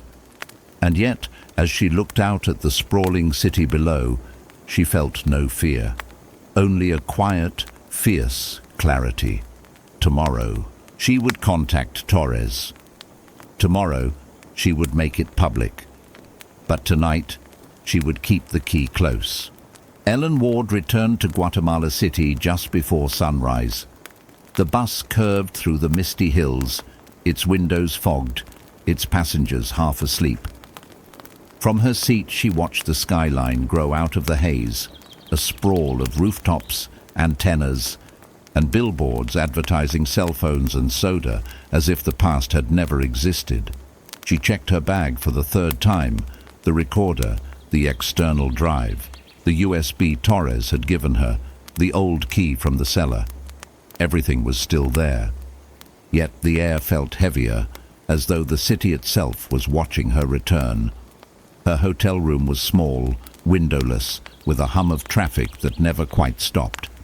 She plugged in her laptop, transferred the photographs, and organized them into folders labeled by date and source. It was methodical, almost soothing, the ritual of journalism, her way of making chaos measurable. By mid-morning, she began to write. In a forgotten basement beneath the San Pablo orphanage, documents confirm the existence of an international adoption network operating under the name Auxiliary Adoptions Program. The files, marked with embassy codes, link American officials to the transfer of hundreds of Guatemalan children during the 1980s. She wrote for hours, pausing only to sip cold coffee. The narrative took shape piece by piece. Diaz's testimony, the photographs, Caldwell's signature, the ledger. When she finished, the draft stretched past 12 pages, restrained, factual, and devastating. She read it twice before sending it to New York. Subject, Guatemala investigation, full report. Then came the waiting. By afternoon, she had refreshed her inbox 20 times. At last, an email appeared from Tom Reynolds, her editor. Got your files. This looks huge. Need to review with legal first. That was expected, but the next message came hours later. Holding for now. Too many moving parts. Don't share externally. Something in the phrasing unsettled her. Too many moving parts wasn't editorial language. It was diplomatic. She called Tom. No answer. She called again. Still nothing. Outside, the light faded, turning the buildings gold, then grey. From her window, she watched vendors pack up their stalls and the city fold into itself. Her phone buzzed again, a local number she didn't recognize. When she answered, only static filled the line. Then it clicked off. Ellen told herself it was nothing. Old infrastructure, bad connection. She tried to keep writing. Follow-ups, notes, metadata, but her thoughts kept circling the same sentence. Don't share externally. She closed the laptop and went downstairs for dinner. The waiter recognized her. The foreigner who always ordered coffee too late in the evening. He smiled politely, but said nothing as he cleared the table next to hers. When she returned to her room, an envelope waited at her door. Plain, unmarked. Inside was a single sheet of hotel stationery. Please contact your editor directly before proceeding. No signature. Just a line of typed text. Her first impulse was to laugh. It was absurd, almost theatrical, but as she turned the note in her hands, she felt the chill of bureaucracy more than threat. This was how institutions spoke, politely, vaguely, as if silence were a professional courtesy. She photographed the note, time-stamped it, and filed it with the rest of her evidence. At midnight, her inbox lit again. A message from Tom. Ellen, upper management reviewed your material. They're asking for corroboration from US sources. Can you verify Caldwell's position independently? She typed fast. Confirmed through embassy records and local archives. Cross-referenced with new Hope International filings. Then, after a pause, she added, "Do we have a publication date?" No reply. She left the screen on, waiting for the typing dots that never appeared. In the early hours, she opened a private chat with Torres, the local journalist who had helped her find Sister Diaz, Ellen. They're delaying the story. Torres: Of course they are. This touches diplomats, agencies, maybe even church money. You knew that. Ellen: It's not a conspiracy, it's evidence. Torres: In this part of the world, evidence is political. She stared at the message for a long time before closing the laptop. The next morning, she met Torres at a small cafe near the post office. The place smelled of sugar and dust, with soft radio music drifting between tables. He looked tired, but alert, his notebook open, pen ready. So, New York giving you trouble? They're cautious, she said carefully. Too cautious. He leaned back, studying her. They won't print it until someone else confirms it, and no one will. Confirm it because everyone depends on those same institutions. Ellen sipped her coffee. There's a way around that. We publish through smaller outlets first, build pressure from below.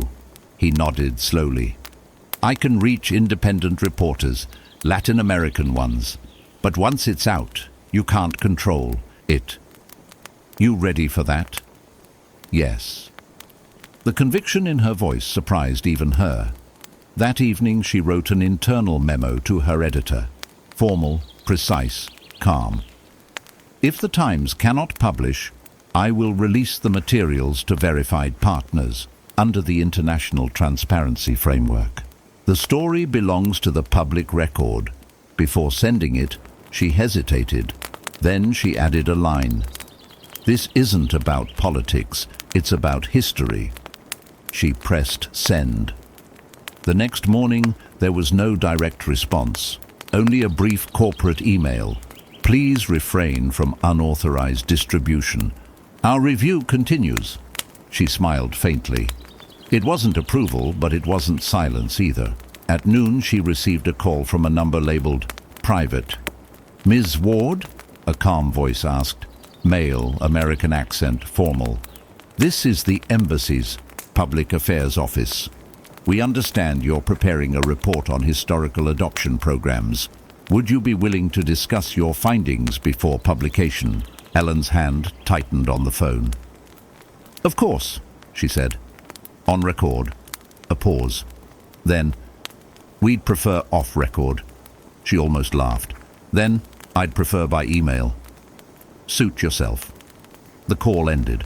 For a while she sat still, listening to the hum of traffic outside the window. She felt strangely composed.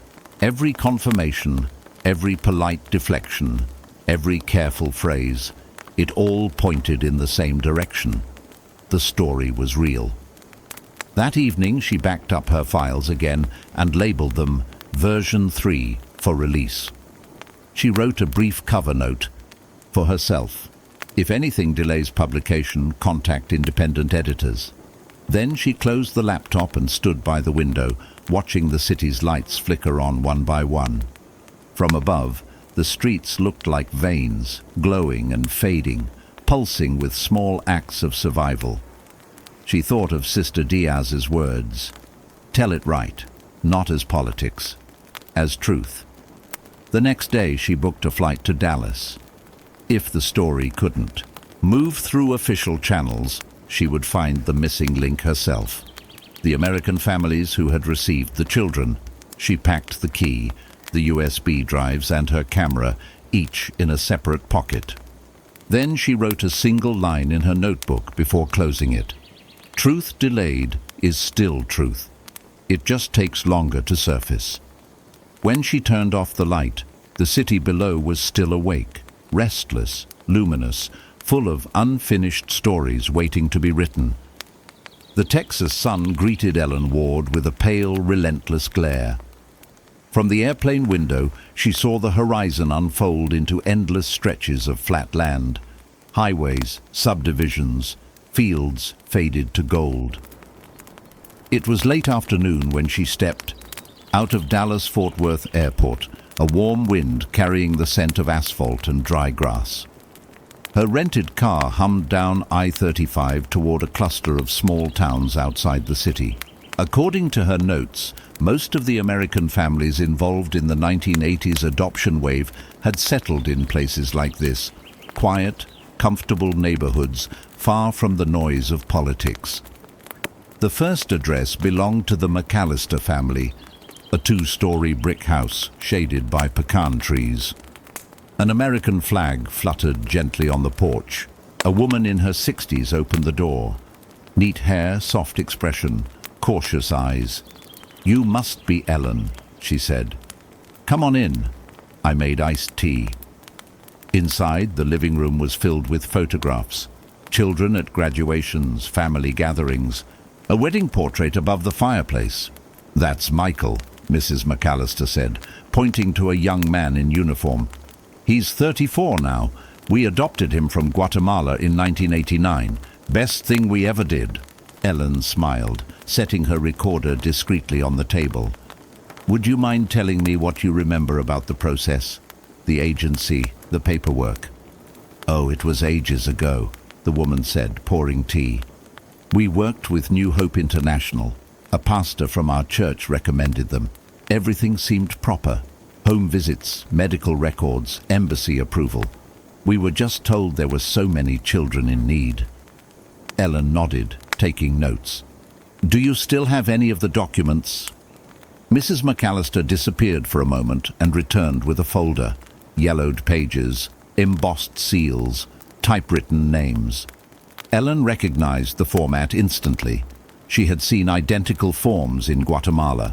Same signatures, same codes, same typographical misalignments. "Do you remember meeting anyone from the orphanage?" Ellen asked. "No, just a woman named Sister Teresa. Kind, soft-spoken. She said Michael's mother had passed away. We didn't ask much more. We didn't want to make it harder than it already was." The sentence lingered in the air.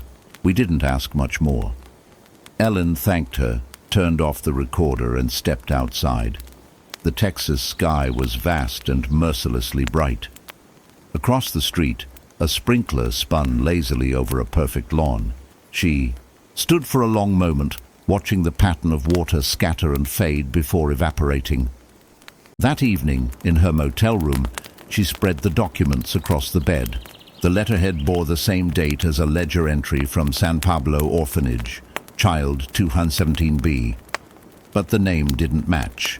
Somewhere between Guatemala City and Dallas, identities had shifted. The next day, she met another family, the Jennings, in a nearby town. The father, a retired police officer, spoke openly. "We knew the system was a mess back then," he said, "but those kids needed homes. We figured better with us than in the streets." His wife added, "We tried to contact the orphanage years later just to send photos. The address didn't exist anymore. No one replied." Ellen's pen moved steadily, capturing every phrase. She had learned to let silence do the work, to wait until people filled the gaps themselves. "Do you ever think about his birth family?" she asked softly. Mrs. Jennings hesitated. "Sometimes, but it's complicated, isn't it? If we go looking, what if they think we did something wrong?" The question wasn't meant for Ellen. It was a confession disguised as doubt. Later, in her car, Ellen replayed the recordings.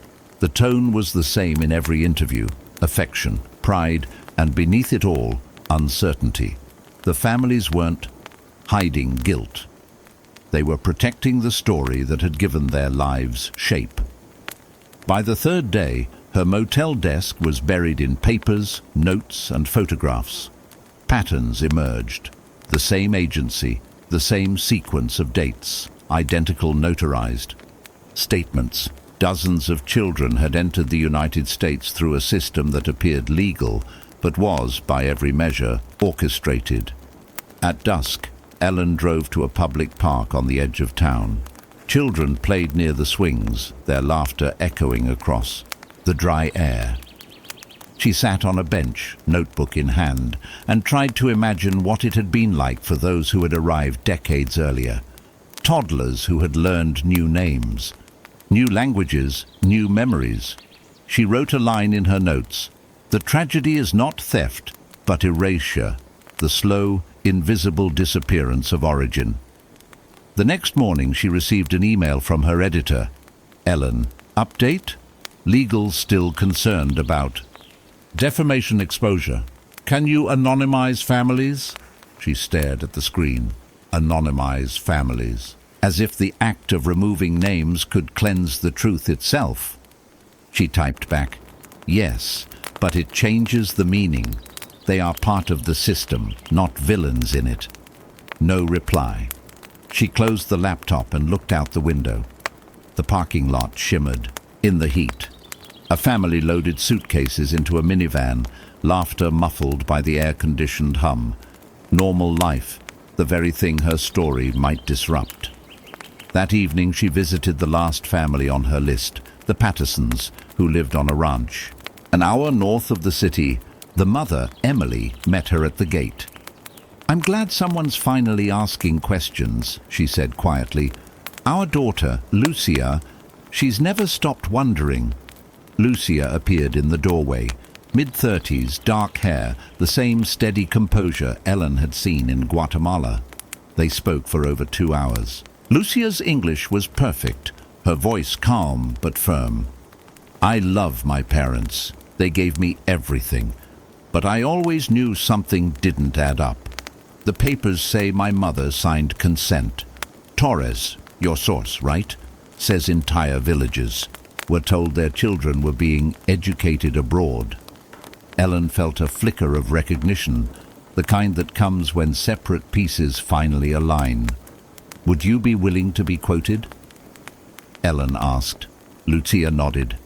"Yes, but not as a victim, as proof that history isn't as far behind as people think." When Ellen drove back that night, the roads were empty except for trucks carrying freight through the dark. She rolled down the window, letting the hot wind rush over her face. The air smelled of mesquite and distance. At the motel, she began drafting again, blending the American testimonies with the Guatemalan documents, tracing the invisible thread between privilege and loss. Her words came faster now, steady, deliberate. What began as an act of charity became a system of convenience. The families were not perpetrators. They were participants in a narrative designed to comfort everyone involved. The victims were not only the children taken, but the truth itself. She reread the paragraph twice, then saved the file under a new title, "The Architecture of Forgetting." Outside, the cicadas hummed. Somewhere beyond the horizon, the city lights pulsed like signals waiting to be decoded. Ellen lay back on the bed, exhausted but awake, her mind tracing the faces she had met, kind, sincere, unknowing. She realized that the next step would be the hardest, confronting not individuals, but institutions, the ones who had written the rules that made forgetting so easy. She turned off the lamp, and for a moment the darkness felt alive, not menacing, but full of unspoken stories, waiting for someone to listen. The city met Ellen Ward with a different kind of heat, dense, metallic, restless. The cab from JFK crawled through the traffic toward Midtown, horns blending into the rhythm of late summer. Skyscrapers glimmered in the haze like mirrors pretending to be sky. She had been gone for almost 2 months, yet when she stepped into the newsroom, it felt as if time had only folded, not passed. The same smell of coffee and printer toner, the same buzz of conversation about deadlines, politics, and markets. Only her desk looked different, dustier, as though the story she carried didn't quite belong anymore. "Welcome back," said Tom Reynolds, her editor, appearing beside her with a neutral smile. Long trip? Long, she replied, setting down her laptop. I sent you everything. Transcripts, recordings, legal documents. Did you get a chance to go through them? He hesitated. We've reviewed them, yes. Legal's still assessing potential exposure. Exposure? She asked. These are verified records, Tom. We've cross-checked every name. He sighed. I know, but it's complicated. Diplomatic sensitivities, institutional implications. The adoption issue touches multiple governments. Ellen stared at him. So the truth is complicated now? He didn't answer. Instead, he gestured toward the glass conference room. Let's sit down with the lawyers. They'll explain better than I can. Inside, the table gleamed under fluorescent lights. 2 legal counsels were already waiting, polite, composed, and utterly unreadable. Ms. Ward, said one of them, a woman with silver hair and calm diction, your reporting is impressive, but before publication, we must ensure that every claim is supported by documentation admissible under U.S. law. It is, Ellen said. Every source is authenticated, every interview recorded. Yes, the woman continued, but several involve foreign nationals, and we can't verify the chain of custody for the Guatemalan records. If challenged, the paper could face litigation for defamation or invasion of privacy. Invasion of privacy? Ellen repeated. These are public institutions that lost hundreds of children. The lawyer folded her hands. We don't dispute the moral significance. We're talking about legal exposure. For a moment, Ellen looked from one face to another. The newsroom noise outside seemed far away, as if separated by an invisible membrane. Then what exactly are you suggesting? That we hold the story, Tom said quietly. At least until we have corroboration from U.S. archives. Ellen leaned forward. Those archives are sealed. They've been sealed for decades. That's the point. I know, Tom said, but that's where we are. After the meeting, Ellen walked alone through the hall, her reflection stretching across the glass walls. Around her, screens flashed headlines, markets rebound, election polls tighten, new movie breaks records. The machinery of news never stopped, but it had blind spots big enough to swallow entire histories. In the elevator, she exhaled slowly. The fluorescent hum above her felt almost accusatory. That night, she met with Sarah Lynn, a freelance legal researcher she had once worked with on a corruption case. They met in a small cafe near Union Square, wooden tables, dim light, the city muffled outside. You're telling me they're sitting on it? Sarah asked. Ellen nodded. They're afraid of diplomatic fallout, and maybe they're right. But if we wait for permission, the story will die. Sarah stirred her coffee. You don't need the paper to publish. There are international channels, transparency initiatives, academic journals. You just need to make sure your data is legally safe. I can't leak it, Ellen said. That would burn every bridge I've built. Then find the middle ground, Sarah replied. Academic collaboration. You share the evidence for research, not publication. Once it's peer-reviewed, it becomes part of public record. Then the press can't ignore it. Ellen looked at her, the idea forming like light through fog. You think universities would take it? If you frame it as historical documentation, not accusation, yes. For the first time in weeks, Ellen felt something close to possibility. The next morning, she contacted a professor she had met years earlier, Dr. Samuel Brooks, historian at Columbia University, specializing in post-conflict reconstruction. When they met, his office was cluttered with papers, maps, and photographs of Latin America. Ellen Ward, he said warmly, adjusting his glasses. I read your work on the border reports. What brings you to the past this time? She laid the USB drives on his desk. This, government files from Guatemala, adoption records, correspondence with US agencies. No one's ever compiled them. He studied the drives like relics. And your editors don't want it published? They say it's risky. He smiled faintly. Truth often is. Leave them with me. I can authenticate and archive them under Colombia's historical review. Once catalogued, they'll become part of the public domain. Ellen hesitated. Would that protect the sources? Yes, he said. But it also makes the evidence unerasable. That word, unerasable, struck her harder than she expected. Week later, Dr. Brooks confirmed receipt of the files. His email was brief. Processing initiated. Extraordinary material. Meanwhile, Ellen worked quietly from her apartment in Brooklyn, drafting the long-form version of her story. She stripped away names, left only patterns, systems, and timelines. What emerged was larger than any single person, a portrait of complicity disguised as compassion. One evening, as she reread the draft, her phone buzzed. It was Tom.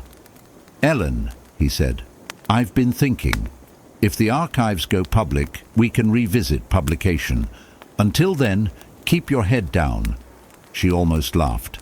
"That's your advice? Keep my head down. Just stay cautious. The paper's not your enemy.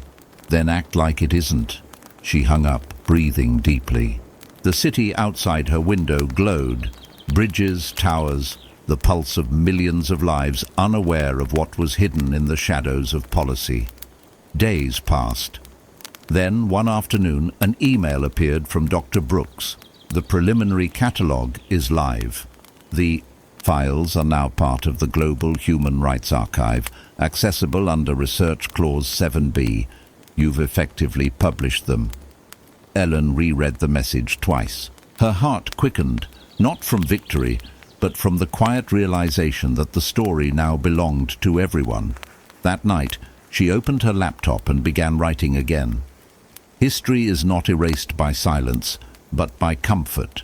What survives is what someone insists on keeping visible. The next morning, the newsroom buzzed louder than usual. A colleague waved her over. "Hey, Ward, Colombia just released a digital archive on adoption irregularities. You see this? It's trending." Ellen smiled. "I might have heard something about it." By noon, international outlets had picked it up. Cautious headlines, measured tones, but the story was out. Questions raised about historical adoption programs. New files reveal cross-border networks. The words were careful, but the truth was unmistakable. Tom approached her desk, coffee in hand. "You moved faster than I expected." "I didn't," Ellen said. "History did." He studied her for a moment, then nodded. "Let's run our version. Clean, factual, precise. You'll get the byline." Ellen looked past him toward the window, sunlight reflecting off neighboring towers. "Make sure it's not about me," she said. "Make it about them." That evening, when the story went live, the newsroom dimmed under the glow of computer screens. Ellen read the headline once more, not as a journalist, but as a witness. "The Forgotten Children, a cross-border history of adoption and silence." It wasn't perfect, it wasn't complete, but it was finally real. Later, walking along the East River, she watched the water shift under the lights, endless and reflective. Somewhere far south, she imagined the same current washing against the shores of Guatemala, carrying with it the fragments of truth that no longer belonged to secrecy. For the first time in months, she felt light. Not triumphant, not relieved. Simply weightless, as if the burden of silence had been redistributed among those who could no longer deny it. The story broke quietly, almost modestly, as if it didn't yet understand its own weight. The morning after publication, the digital edition of the Times featured a single headline below the fold: "The Forgotten Children, Cross-Border Adoption." Networks under review, no photographs, no sensationalism, just text, calm, factual, precise. By noon, it was everywhere. Independent outlets in Latin America translated excerpts. European media picked up the story under variations of the same title. On social networks, the headline trended across languages. Within 24 hours, what had begun as a measured investigation became an international conversation. Ellen Ward watched it unfold from her apartment in Brooklyn. Her phone vibrated continuously. Messages from colleagues, old contacts, even strangers. Some thanked her. Others asked for more. At first, she didn't respond. She just sat at her desk, laptop open, coffee going cold, watching the numbers climb. Views, shares, comments. Each one was proof that silence, once broken, traveled farther than anyone expected. By afternoon, she received an encrypted email from Torres in Guatemala. "It's everywhere here. The archives you gave Brooks are front-page news. The ministry issued a statement saying they'll open an internal review. But no one really knows what that means." Ellen replied, "It means they have to say something. That's the first step." Torres sent back a photo, a street protest forming outside the old San Pablo orphanage, people holding handmade signs with names written in black marker. Some of those names matched the ones Ellen had read in the ledgers. For the first time in months, she allowed herself to smile. That evening, the Times newsroom was unusually still. Reporters passed by her desk, nodding quietly, some offering congratulations, others simply curious. Tom appeared with a copy of the printed edition. "You did it," he said. "We did it," she corrected. He shrugged. "Still, people are calling this your story. The Columbia Archive credits you as the primary researcher." Ellen traced her finger along the newsprint, feeling the texture of ink. "It's not mine anymore. It belongs to the record." Tom leaned against her desk. "You know, this could spark hearings, maybe even reopen some of those old investigations." "Good," she said simply. The following days blurred into interviews, requests for statements, academic panels. Ellen moved through them with careful detachment, answering questions but avoiding the pull of spectacle. When asked what drove her, she always said the same thing: documentation. If we don't preserve truth, it disappears faster than we can regret it. Meanwhile, in Guatemala, the atmosphere shifted. Torres sent daily updates, government spokespeople giving measured remarks, church officials issuing calls for reflection, families searching for missing records. Television anchors repeated the phrase, "Los niños olvidados," the forgotten children. Within a week, Ellen's inbox filled with messages from adoptive families in the United States.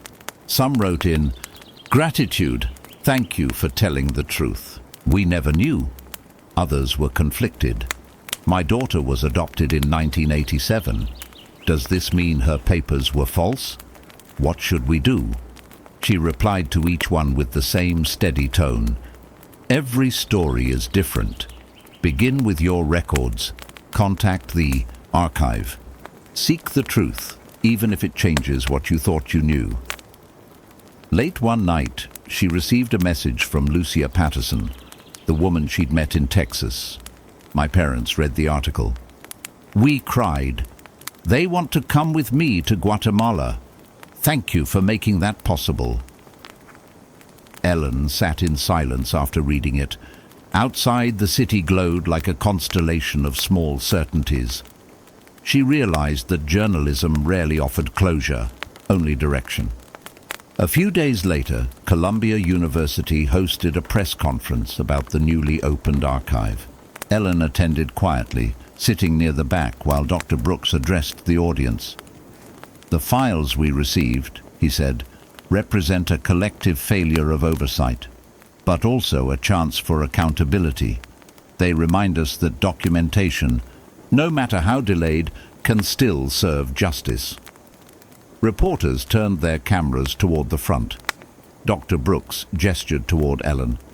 And none of this would have been possible without the persistence of one journalist who believed that silence was not an acceptable form of policy. Applause filled the room. Ellen lowered her eyes. She didn't feel triumphant. She felt responsible. Afterward, as the crowd dispersed, Dr. Brooks approached her. "You look exhausted," he said. "I am," she admitted. "I thought I'd feel relief, but it's heavier now." He nodded. That's what truth does. It shifts the weight from secrecy to memory. That evening, she walked along the edge of Central Park, the air thick with humidity and the faint scent of rain. Her phone buzzed again. Another message from Torres. "A group of families here want to meet you. They're forming a foundation to locate missing records. They want your guidance." Ellen paused, reading it twice. Then she typed, "Tell them I'll come, but only if they lead it. It has to be theirs now." She slipped the phone into her pocket and kept walking. The city hummed around her. Traffic, music, laughter, all the ordinary sounds of life continuing. When she returned home, she opened her notebook for the first time since finishing the report. On the last page, beneath the lines she'd written months ago, she added a new one. "Truth is not a weapon. It's a mirror. What we see in it depends on whether we dare to look." In the weeks that followed, the story evolved beyond her. Scholars published analyses, advocacy groups launched initiatives, governments promised transparency. The noise of reaction slowly gave way to the quieter work of restoration, tracing names, rebuilding histories, connecting families across continents. Ellen participated when needed, observed when not. She had learned that once truth entered the world, it no longer belonged to its messenger. One afternoon, months later, she stood at Columbia's archive building, watching visitors scroll through digital displays of the documents, the very ones she had carried across borders in her bag. Each screen held a piece of the past made visible again. Nearby, a young woman touched a photograph on the screen, an old black-and-white image of an orphanage courtyard. She turned to her companion and whispered something that made him smile, then cry. Ellen didn't interrupt. She simply watched, understanding that this moment was worth more than any headline. Outside, the sky over New York was clear. The wind carried the faint smell of rain from the Hudson, mingling with city dust and exhaust, the scent of renewal, fragile but real. As she walked away, Ellen thought of the people she'd met. Sister Diaz, Torres, Lucia, the McAllisters, the countless voices that had formed a mosaic of loss and resilience. The world had changed a little, maybe not enough, but enough to matter. In her final note that evening, she wrote, "History rarely apologizes, but sometimes it listens, and that is where healing begins." The plane descended through a sheet of low clouds, revealing Guatemala City beneath, like a mosaic of color and memory. Ellen Ward pressed her forehead lightly against the window. She could see the city's edges blur into the mountains, smoke rising from small fires in the valleys, the same smell of earth and diesel she had remembered. This time, her arrival wasn't charged with the tension of investigation. She wasn't chasing leads. She was returning to something she had helped awaken. At the airport, everything looked smaller.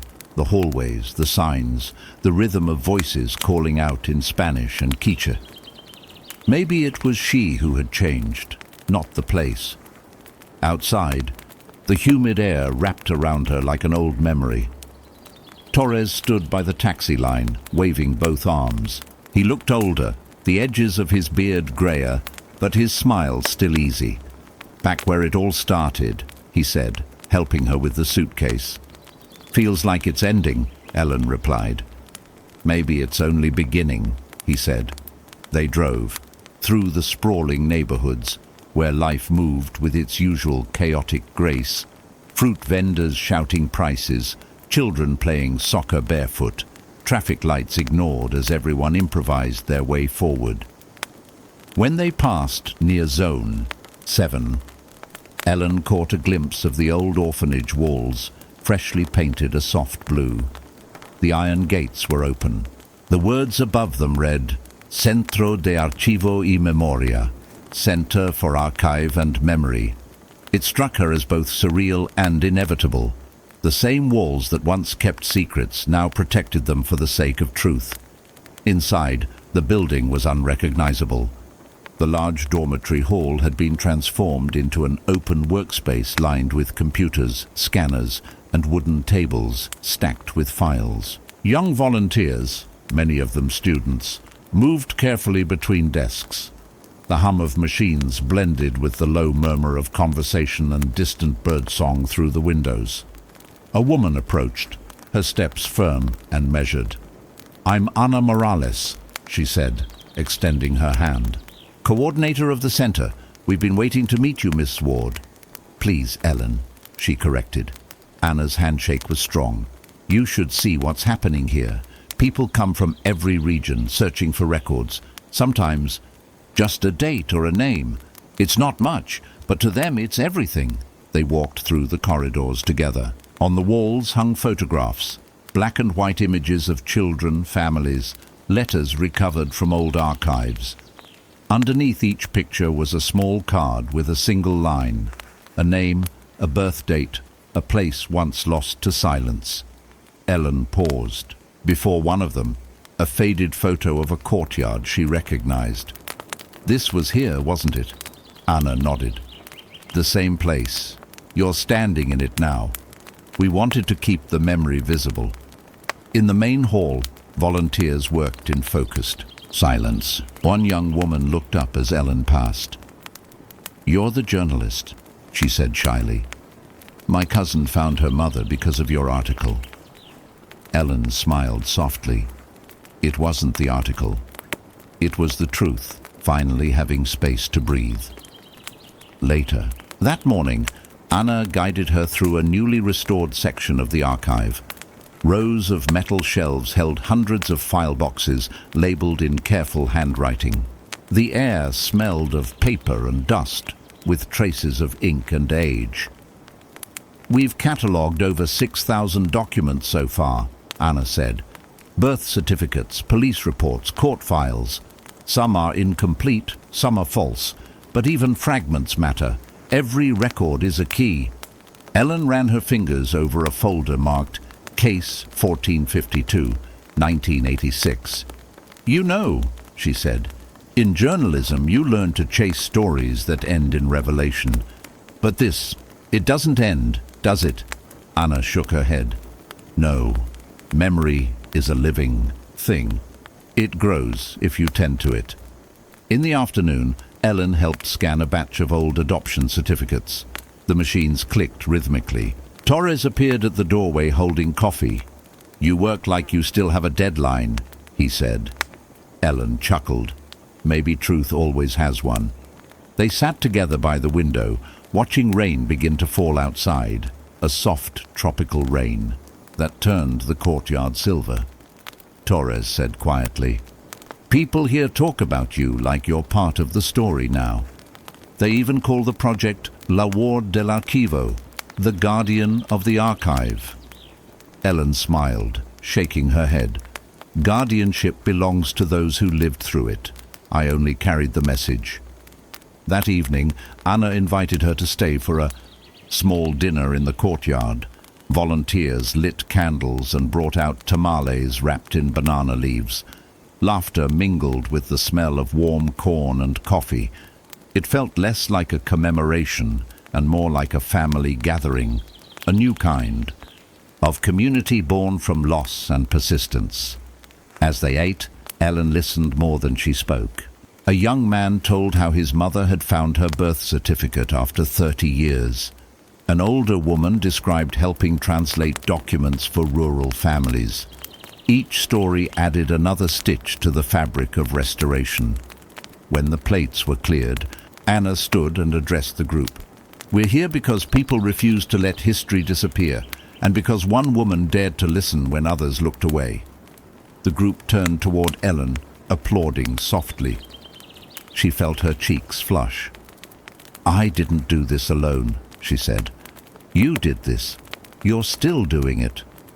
That night, back in her hotel room, she couldn't sleep.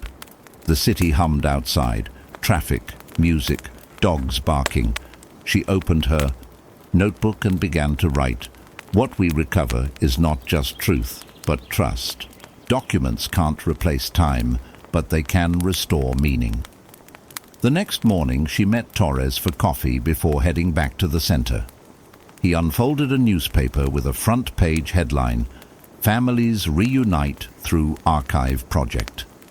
Below it was a photograph of Lucia Patterson hugging a woman in her 60s. "She found her," Torres said. "Lucia's biological mother. They met yesterday." Ellen's eyes lingered on the image. "That's the real story," she said softly. That afternoon, she saw them in person. Lucia, her parents from Texas, and the woman from the photo, her mother Maria. The four of them stood together in the courtyard, hands intertwined. Lucia approached Ellen. "We wanted to thank you," she said. "Not for the article, for helping us find each other." Ellen hesitated, emotion catching her voice. "I only opened a door." "But you built the doorway," Maria said in accented English. There were no grand gestures, no journalists, no ceremony, just quiet recognition, the kind that makes the world tilt slightly toward balance. As dusk fell, the center hosted a small ceremony to mark 1 year since its founding.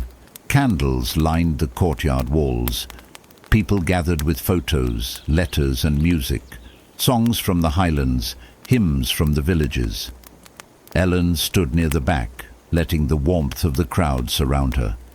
When Anna called her to speak, she shook her head. But the crowd urged her forward. She stepped up and said simply, "When I first came here, I thought truth was something we published, but it's something we keep alive.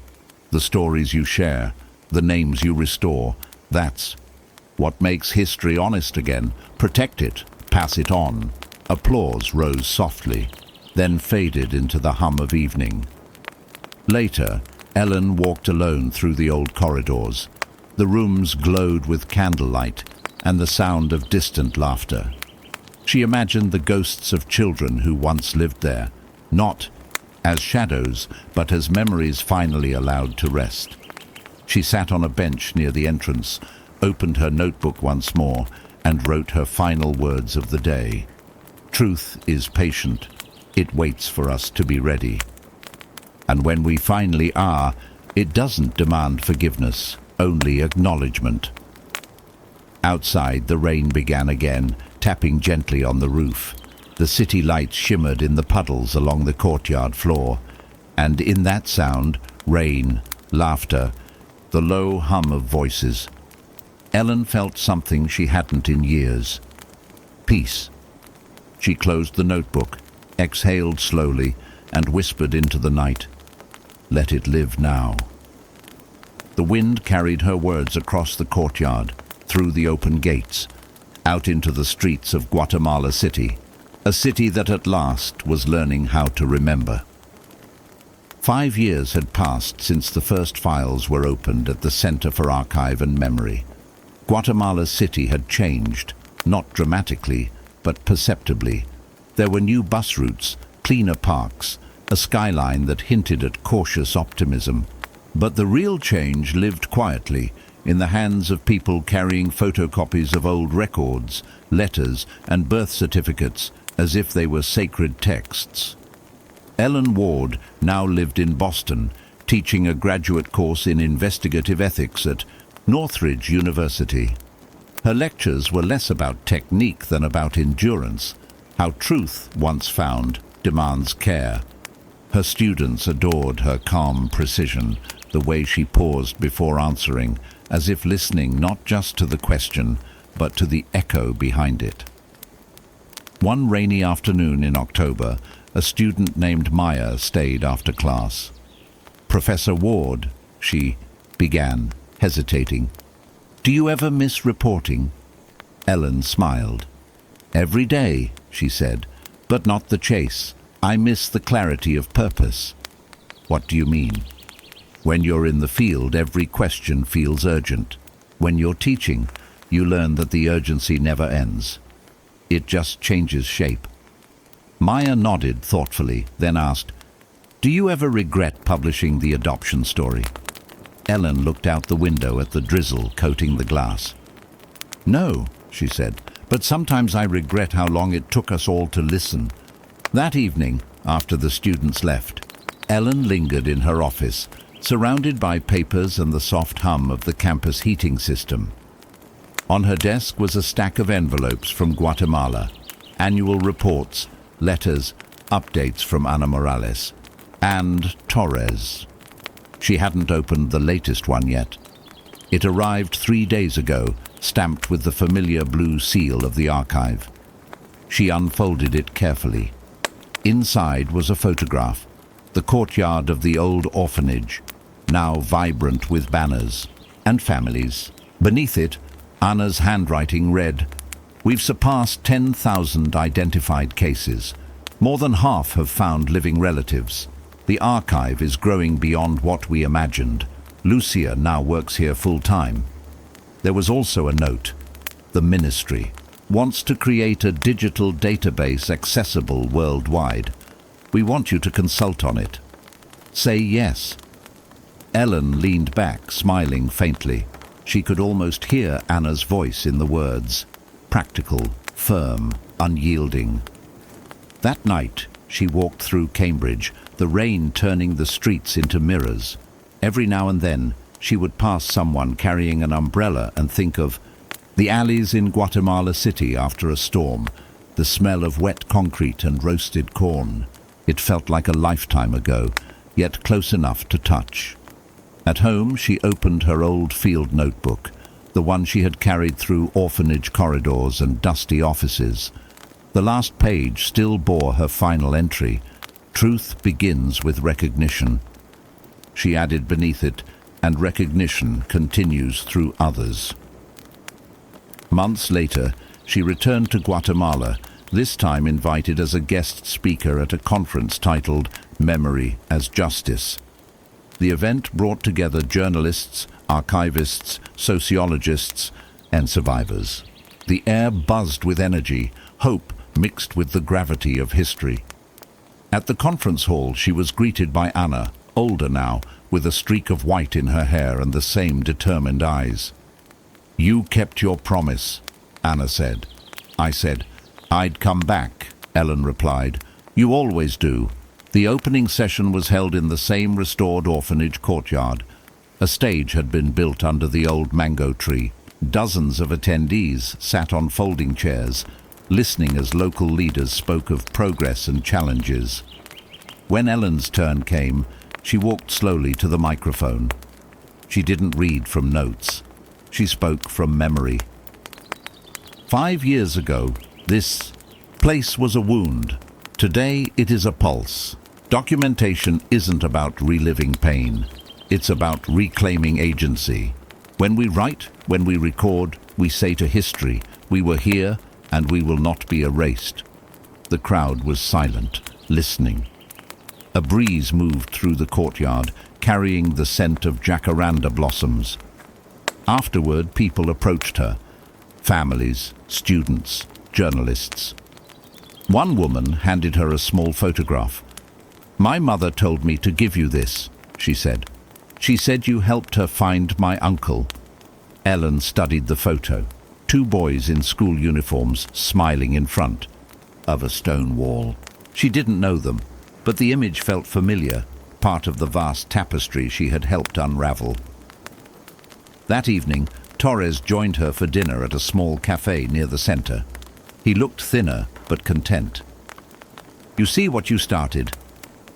he said, gesturing toward the bustling street outside. Ellen shook her head. No, what they started. I only helped make it visible.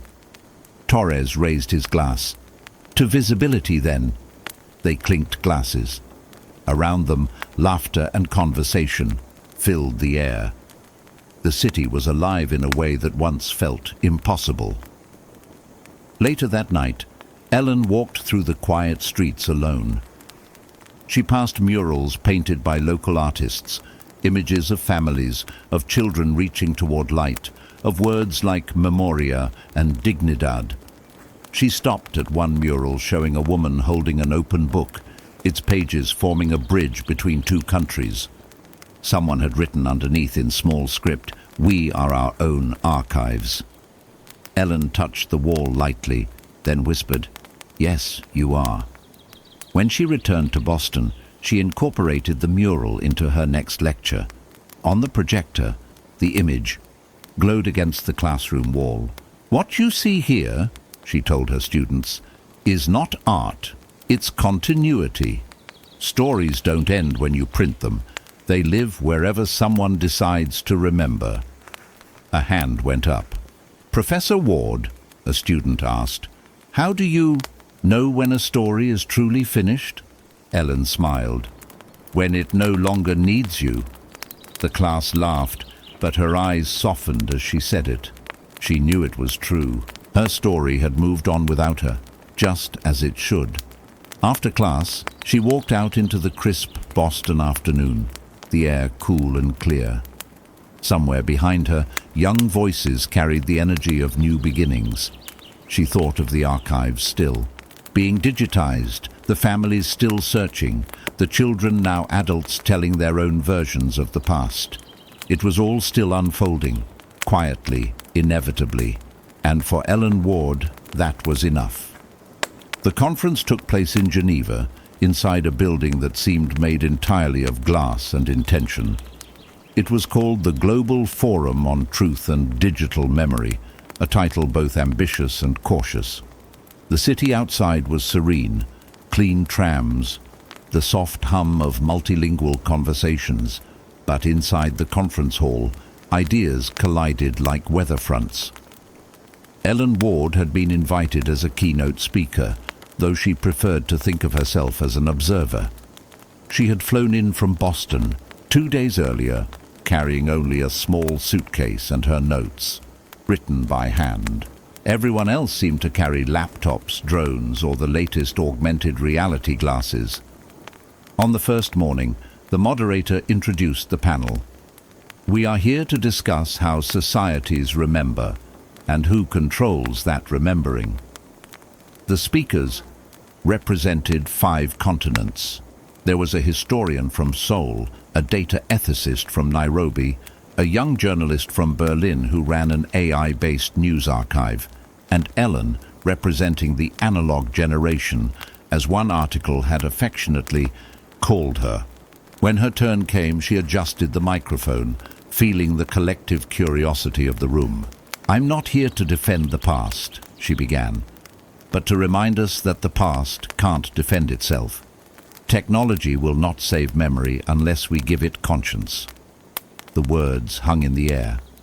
The Berlin journalist, a man in his 20s, named Leo, smiled politely before responding.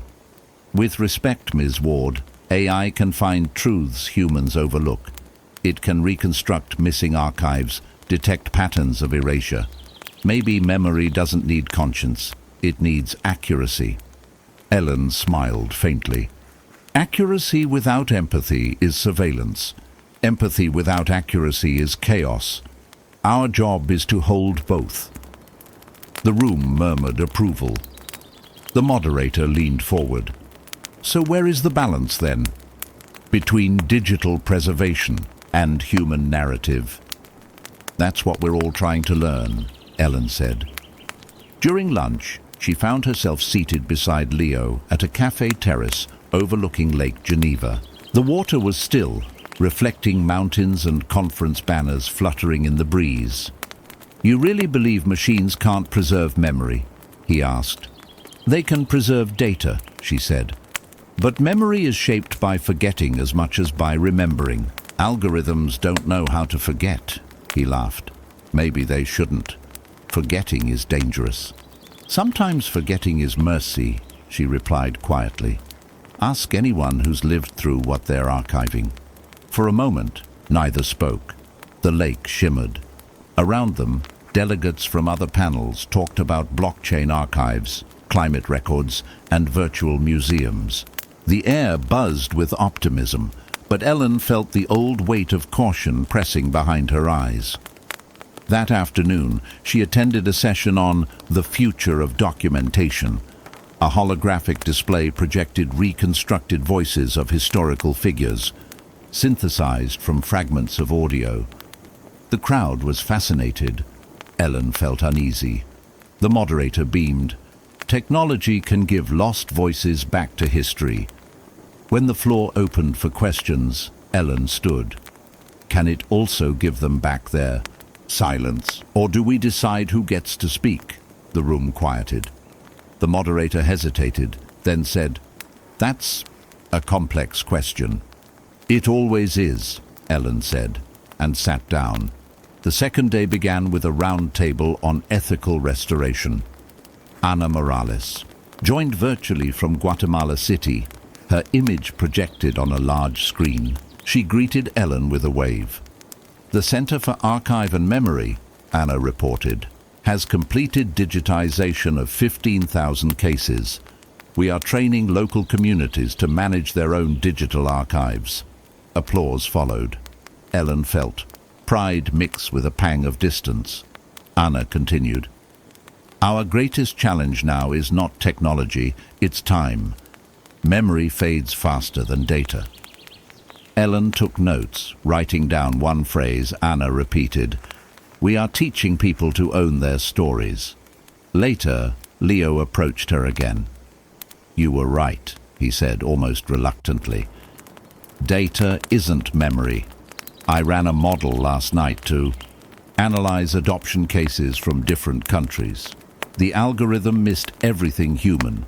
The pauses, the contradictions, the nuance. It only saw patterns. Ellen smiled. That's because truth doesn't live in patterns. It lives in exceptions. He nodded. Maybe we should build that into the system. Then it wouldn't be a system anymore, she said gently. It would be a story. That evening, the forum hosted a reception at the Musée d'Ethnographie. Delegates mingled among exhibits of ancient maps, ceremonial masks, and letters written centuries ago. Ellen wandered through the gallery, drawn to a display of faded notebooks from an early 20th century expedition. A curator approached. Fascinating, isn't it? These explorers thought they were preserving culture, but what they really preserved was their perspective. Ellen nodded. We're still doing that, she said. She paused before a glass case holding a weathered photograph of a Guatemalan village from 1911. She could almost smell the dust, the rain-soaked wood. The caption read, Unidentified children recorded by missionaries. She wondered if any of those faces had descendants who once passed through San Pablo. The circle of history felt too perfect, too cruel. As she turned, she saw Leo again, filming a short video for his channel. The future of truth, he was saying into the camera, is collaboration. He noticed her watching and lowered the device. You don't mind, do you? Not at all, she said. Just promise you'll remember the past was collaborative too. He grinned. Maybe you'll come on my podcast. I think I belong more to libraries than podcasts. Then I'll meet you halfway, he said. We'll record it in an archive. Ellen laughed, and for the first time since arriving, she felt something lighter than responsibility, a flicker of continuity. The closing day of the forum began with a panel titled The Future Custodians. Ellen hadn't planned to speak again, but when the moderator opened the floor, she rose almost without thinking. When I first entered an archive, she said, I thought I was collecting facts. Later I realized I was collecting lives. Technology can help us preserve them, but it cannot replace the courage of listening. Data doesn't apologize. Only people can. The hall grew quiet. Cameras flashed, but no one interrupted. She continued. We live in an age obsessed with preservation, yet we risk losing the one thing that makes memory human: imperfection. Maybe the cracks are where truth breathes. When she finished, the applause was long and steady. Leo found her afterward, his expression thoughtful. I think you changed how I see all this, he said. Not just archives, the purpose of them. Ellen smiled. Then it was worth the jet lag. Outside, Geneva glittered beneath the late afternoon sun. The lake was calm, the flags motionless. Delegates exchanged farewells, business cards, promises of collaboration. Ellen stood at the edge of the water, watching her reflection ripple. For the first time in years, she didn't feel like she was carrying the past. She was walking beside it. A breeze lifted her hair, carrying faint echoes of languages she couldn't name. The world was still remembering, in its imperfect, beautiful way. And she realized, as she turned toward the departing trams, that memory was not something she had guarded. It was something that had quietly learned to guard itself. The discovery happened almost by accident. A new intern at the Center for Archive and Memory, a quiet young man named Raphael, had been scanning boxes of unclassified material from a closed government warehouse. The boxes were labeled simply Miscellaneous Correspondence, 1978-1985. Most of it was routine: administrative memos, delivery receipts, lists of supplies. But at the bottom of one box, beneath a layer of dust and mildew, he found a bundle of envelopes tied together with frayed string. Each envelope was addressed to the Ministry of Social Welfare, but had never been opened. The stamps were faded, the handwriting delicate, almost trembling. Raphael brought them to Ana Morales, who now directed the archive's historical division. She called Ellen that same evening. Ellen, Anna said over a video call, her voice vibrating with restrained excitement. You need to see this. They're letters from families, written during the height of the adoption years. Ellen leaned closer to her laptop. Are they authentic? They match postal records. But here's the strange thing. None of them were registered as received. They were intercepted, probably never answered. When can I see them? As soon as you can come. 2 weeks later, Ellen was back in Guatemala City. The air was heavy with the scent of jacaranda and exhaust fumes. Inside the archive, humidity dehumidifiers hummed softly. Anna led her through the familiar corridors to a climate-controlled room. The table lay the bundle of letters, now preserved in transparent sleeves. Each envelope carried traces of a different life: a mother's looping handwriting, a father's precise script, some with fingerprints in ink, perhaps from required identification. They were all written between 1979 and 1982, Anna explained. Most are requests for information, people asking where their children were taken or if they were safe. Ellen felt the familiar tightening in her chest, not from shock. That feeling had long faded, but from recognition. History had a way of circling back. She put on gloves and opened the first letter.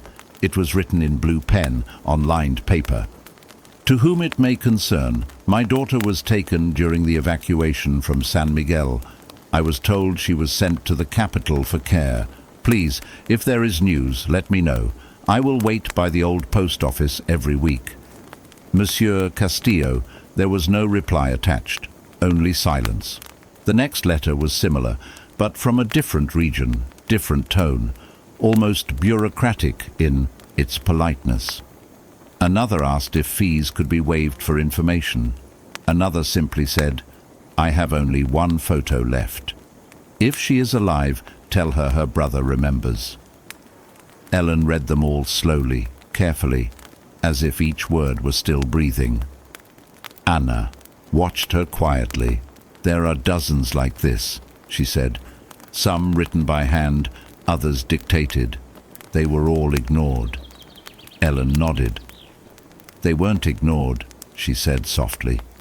"They were hidden. Ignoring would have meant someone read them."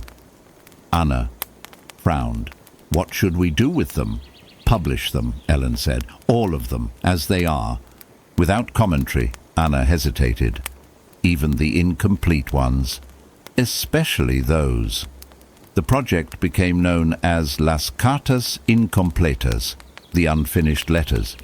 It was a digital exhibition of the original scans, accompanied only by minimal metadata, date, region, postal route, and current archival status.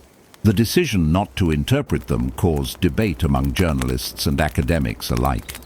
Some argued that context was essential. Others said context was the problem. It turned testimony into analysis. Ellen preferred silence. She returned to Guatemala to oversee the first public viewing. The exhibition was held in a renovated municipal library. The letters were projected onto large, translucent screens, each one fading gently into the next. Visitors moved quietly among them, reading fragments that seemed to whisper from the walls. One woman stopped in front of a letter and gasped. She covered her mouth. "That handwriting," she whispered. "It's my aunt's." Ellen approached carefully. "Would you like to see the original?" The woman nodded, tears filling her eyes.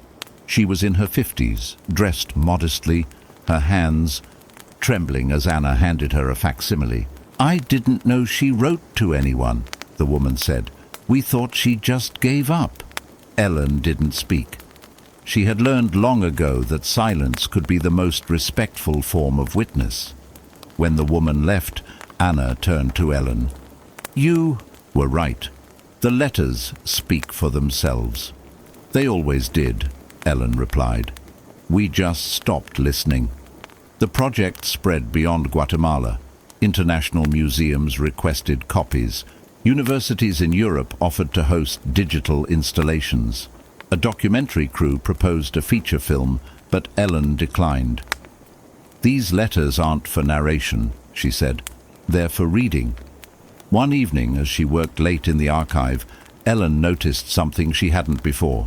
On the back of one envelope, faintly penciled, were initials, E.W. For a second, her breath caught, her own initials, but then she looked closer. The handwriting was different. The letter had been written decades before she was even born. Still, the coincidence unsettled her. She read the contents. It was from a teacher in Quetzaltenango, asking about a missing student named Rosa. She was quiet, but always early to class. Her parents said officials took her to a safe home. "I only wish to know if she can continue her studies. She wanted to be a journalist." Ellen closed her eyes. The words seemed to cross time, a message meant for her or for anyone who once wanted to write truth into the world. She added a note to the metadata. Original letter includes aspiration for journalism.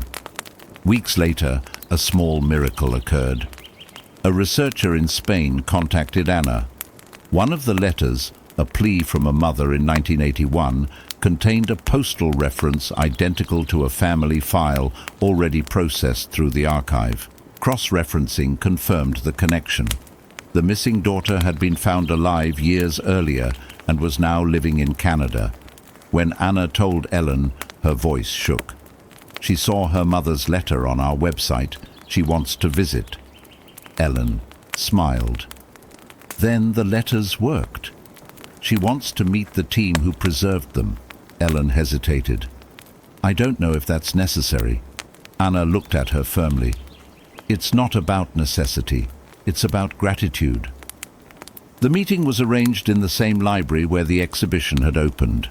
The woman, now in her 40s, arrived with quiet dignity. She carried a small notebook and a photograph. "This is her," she said, showing Ellen and Anna the picture of an older woman standing in front of a blue house. My mother.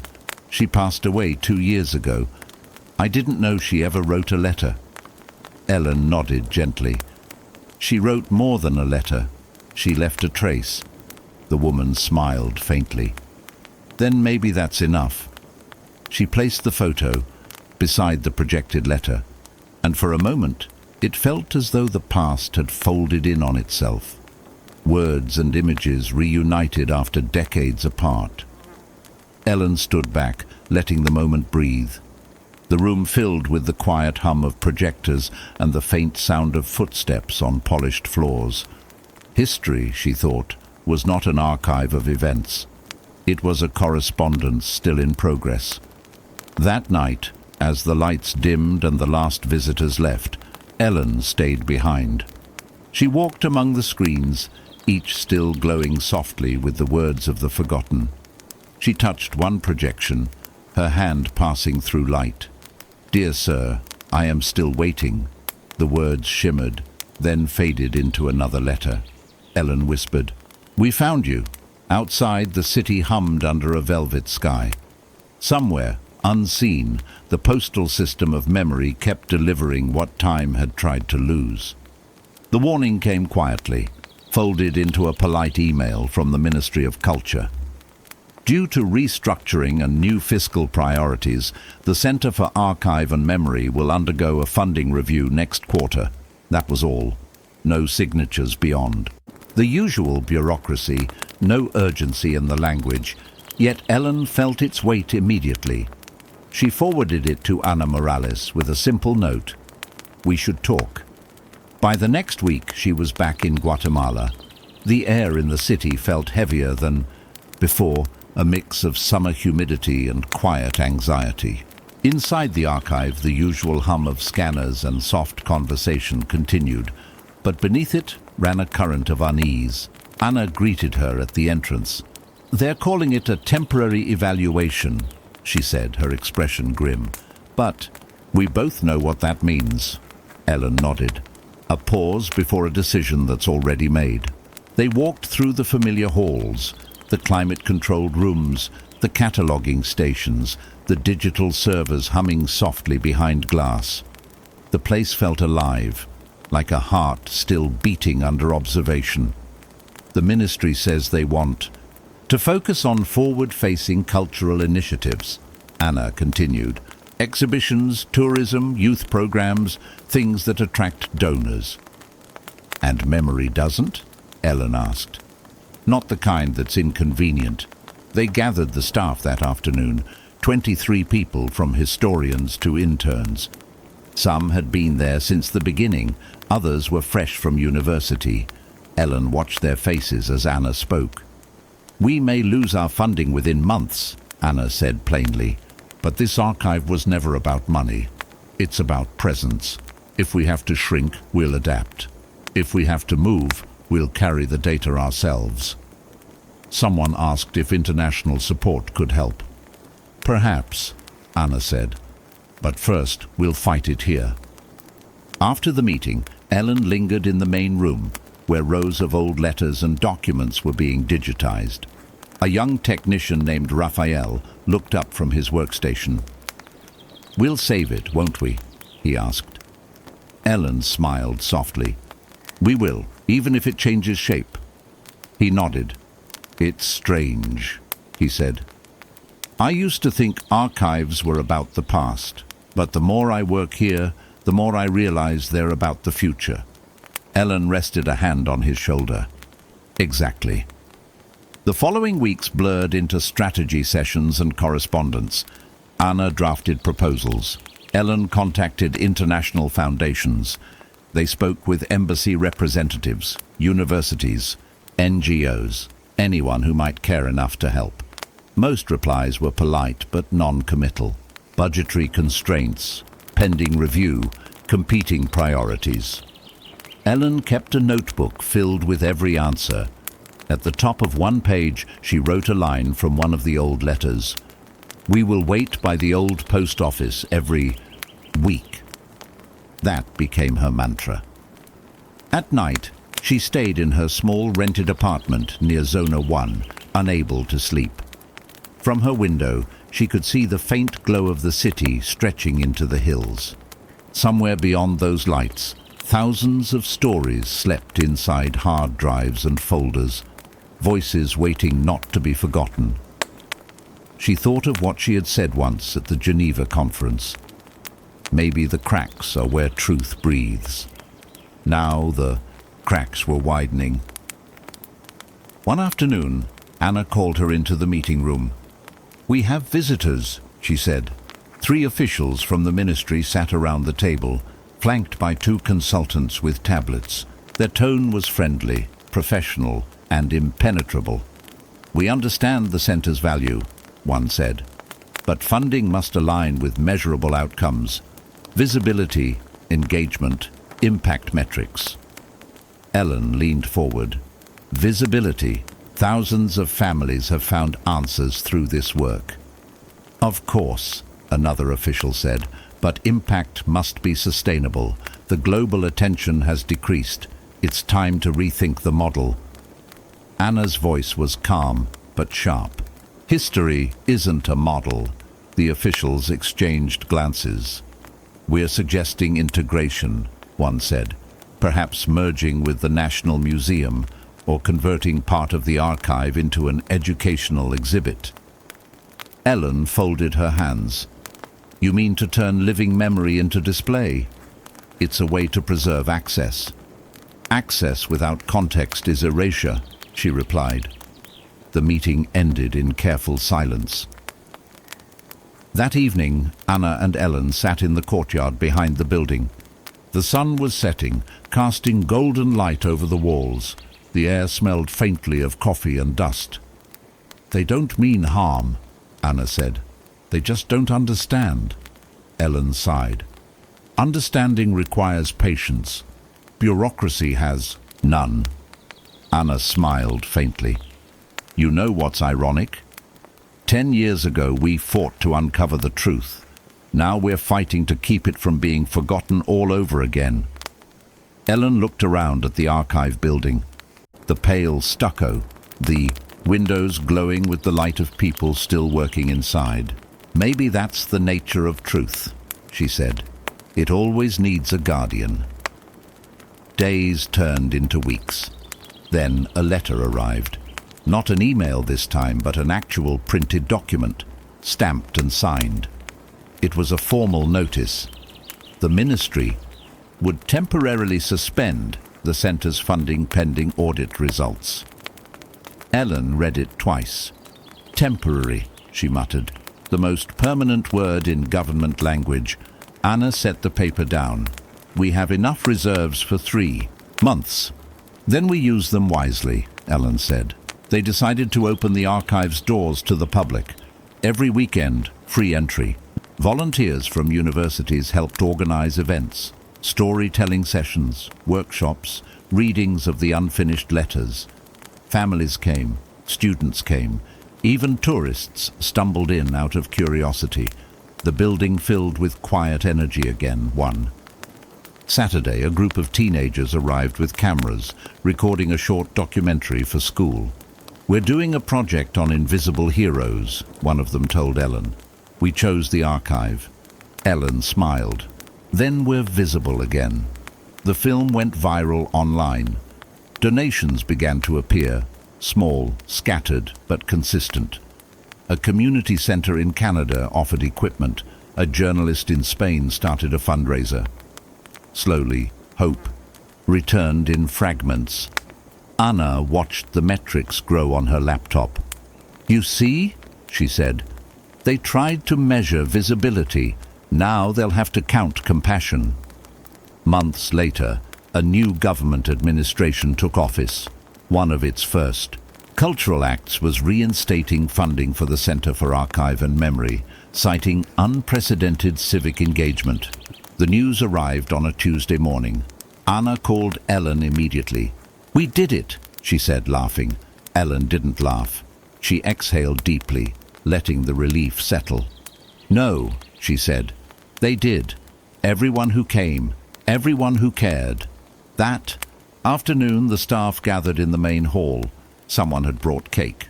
Someone else played a soft tune on a guitar. Ellen looked around at the faces. Tired, hopeful, alive. "This isn't victory," she told them. "It's continuation. The archive doesn't exist because it's funded. It's funded because it exists." The applause was quiet, but heartfelt. As night fell, Ellen stood once more in the courtyard. The city lights shimmered in the distance. The servers hummed softly inside, the sound of countless memories breathing through wires. She thought of the letters, the families, the voices that had built this place. They were all here, invisible but undeniable. History, she realized, was not something you saved once. It was something you had to keep saving, over and over, with every generation. And as long as someone cared enough to open the next letter, truth would always find a way to echo. The morning of Ellen Ward's final lecture arrived quietly. The sky over Boston was pale and streaked with the thin gold of early autumn. Leaves drifted across the university courtyard, gathering in circles that looked almost deliberate. Inside, the lecture hall, students filled every seat. Some had taken her class for credit, others had come simply to listen one last time. On the screen behind her was a single image, the courtyard of the Center for Archive and Memory, bathed in Guatemalan sunlight. Ellen stood at the podium, her notes closed. "Today," she began, "we'll talk about endings that aren't really endings." The class laughed softly, knowing it was her way of saying goodbye. She told them stories, not about breaking news or political scandal, but about patience, about listening, about the long process of learning what not to say.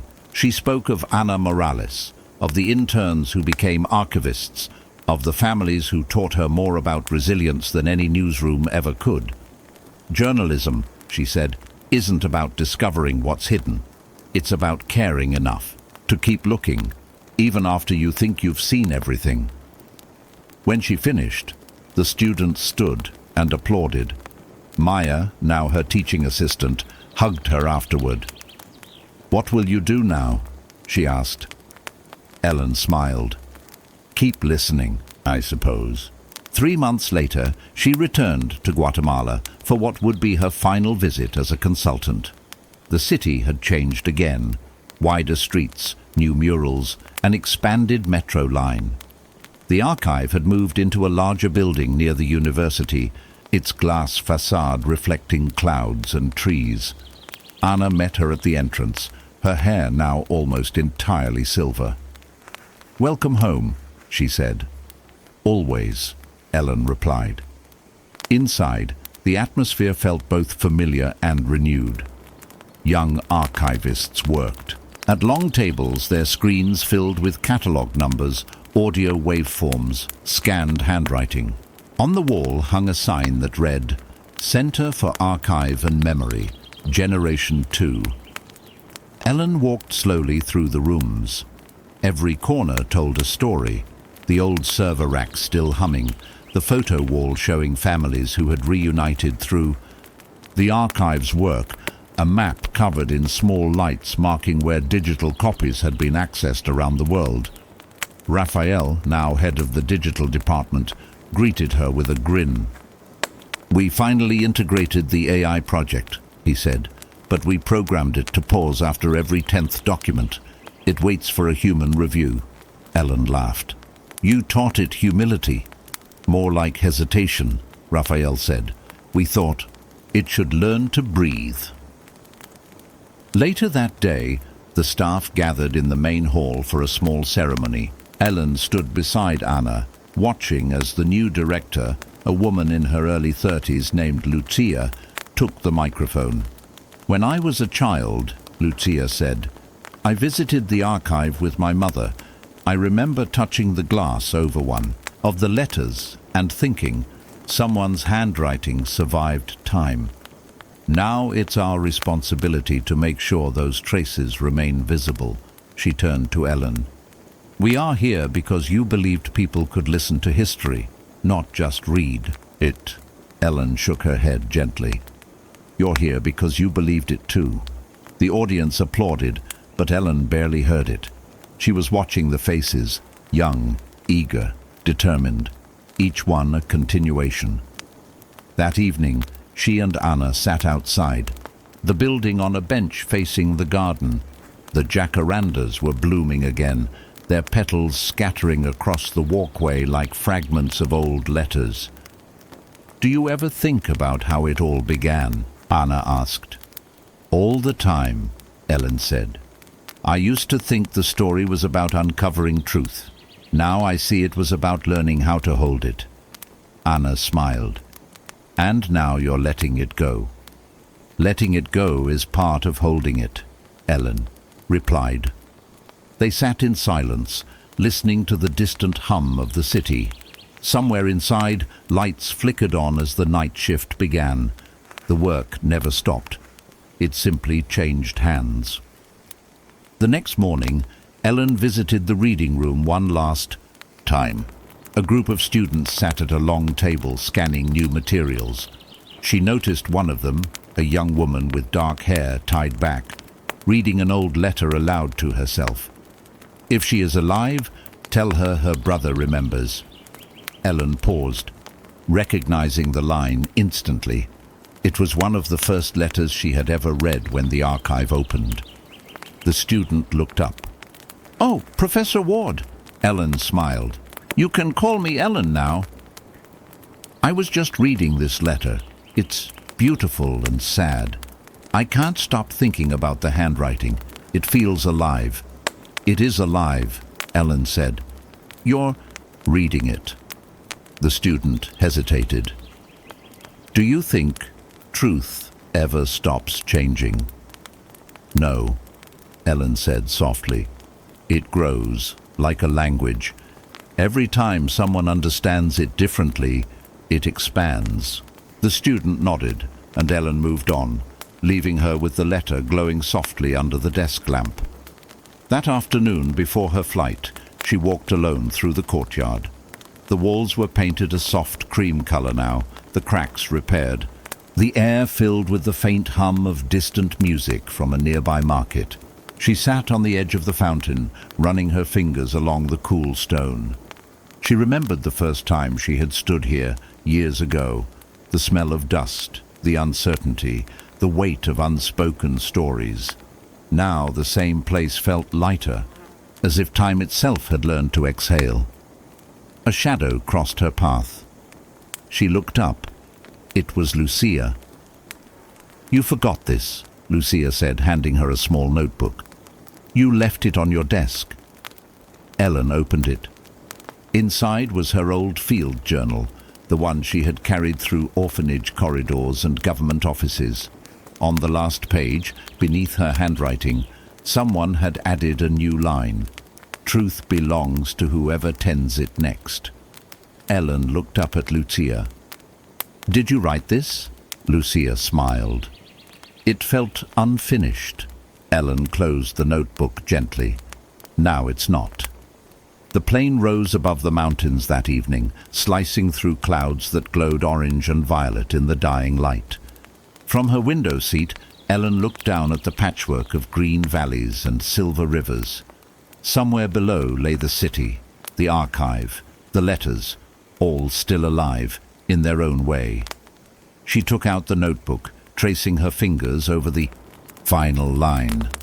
For the first time in years, she didn't feel the need to document the moment. She simply watched it. The horizon stretched endlessly ahead, and for once, she allowed herself to believe that the work was complete. Not because it had ended, but because it had begun again in other hands. She smiled faintly, whispering to the fading light, "Keep listening." Outside, the world turned slowly beneath her, carrying its stories forward, patient, imperfect, enduring, toward the long horizon.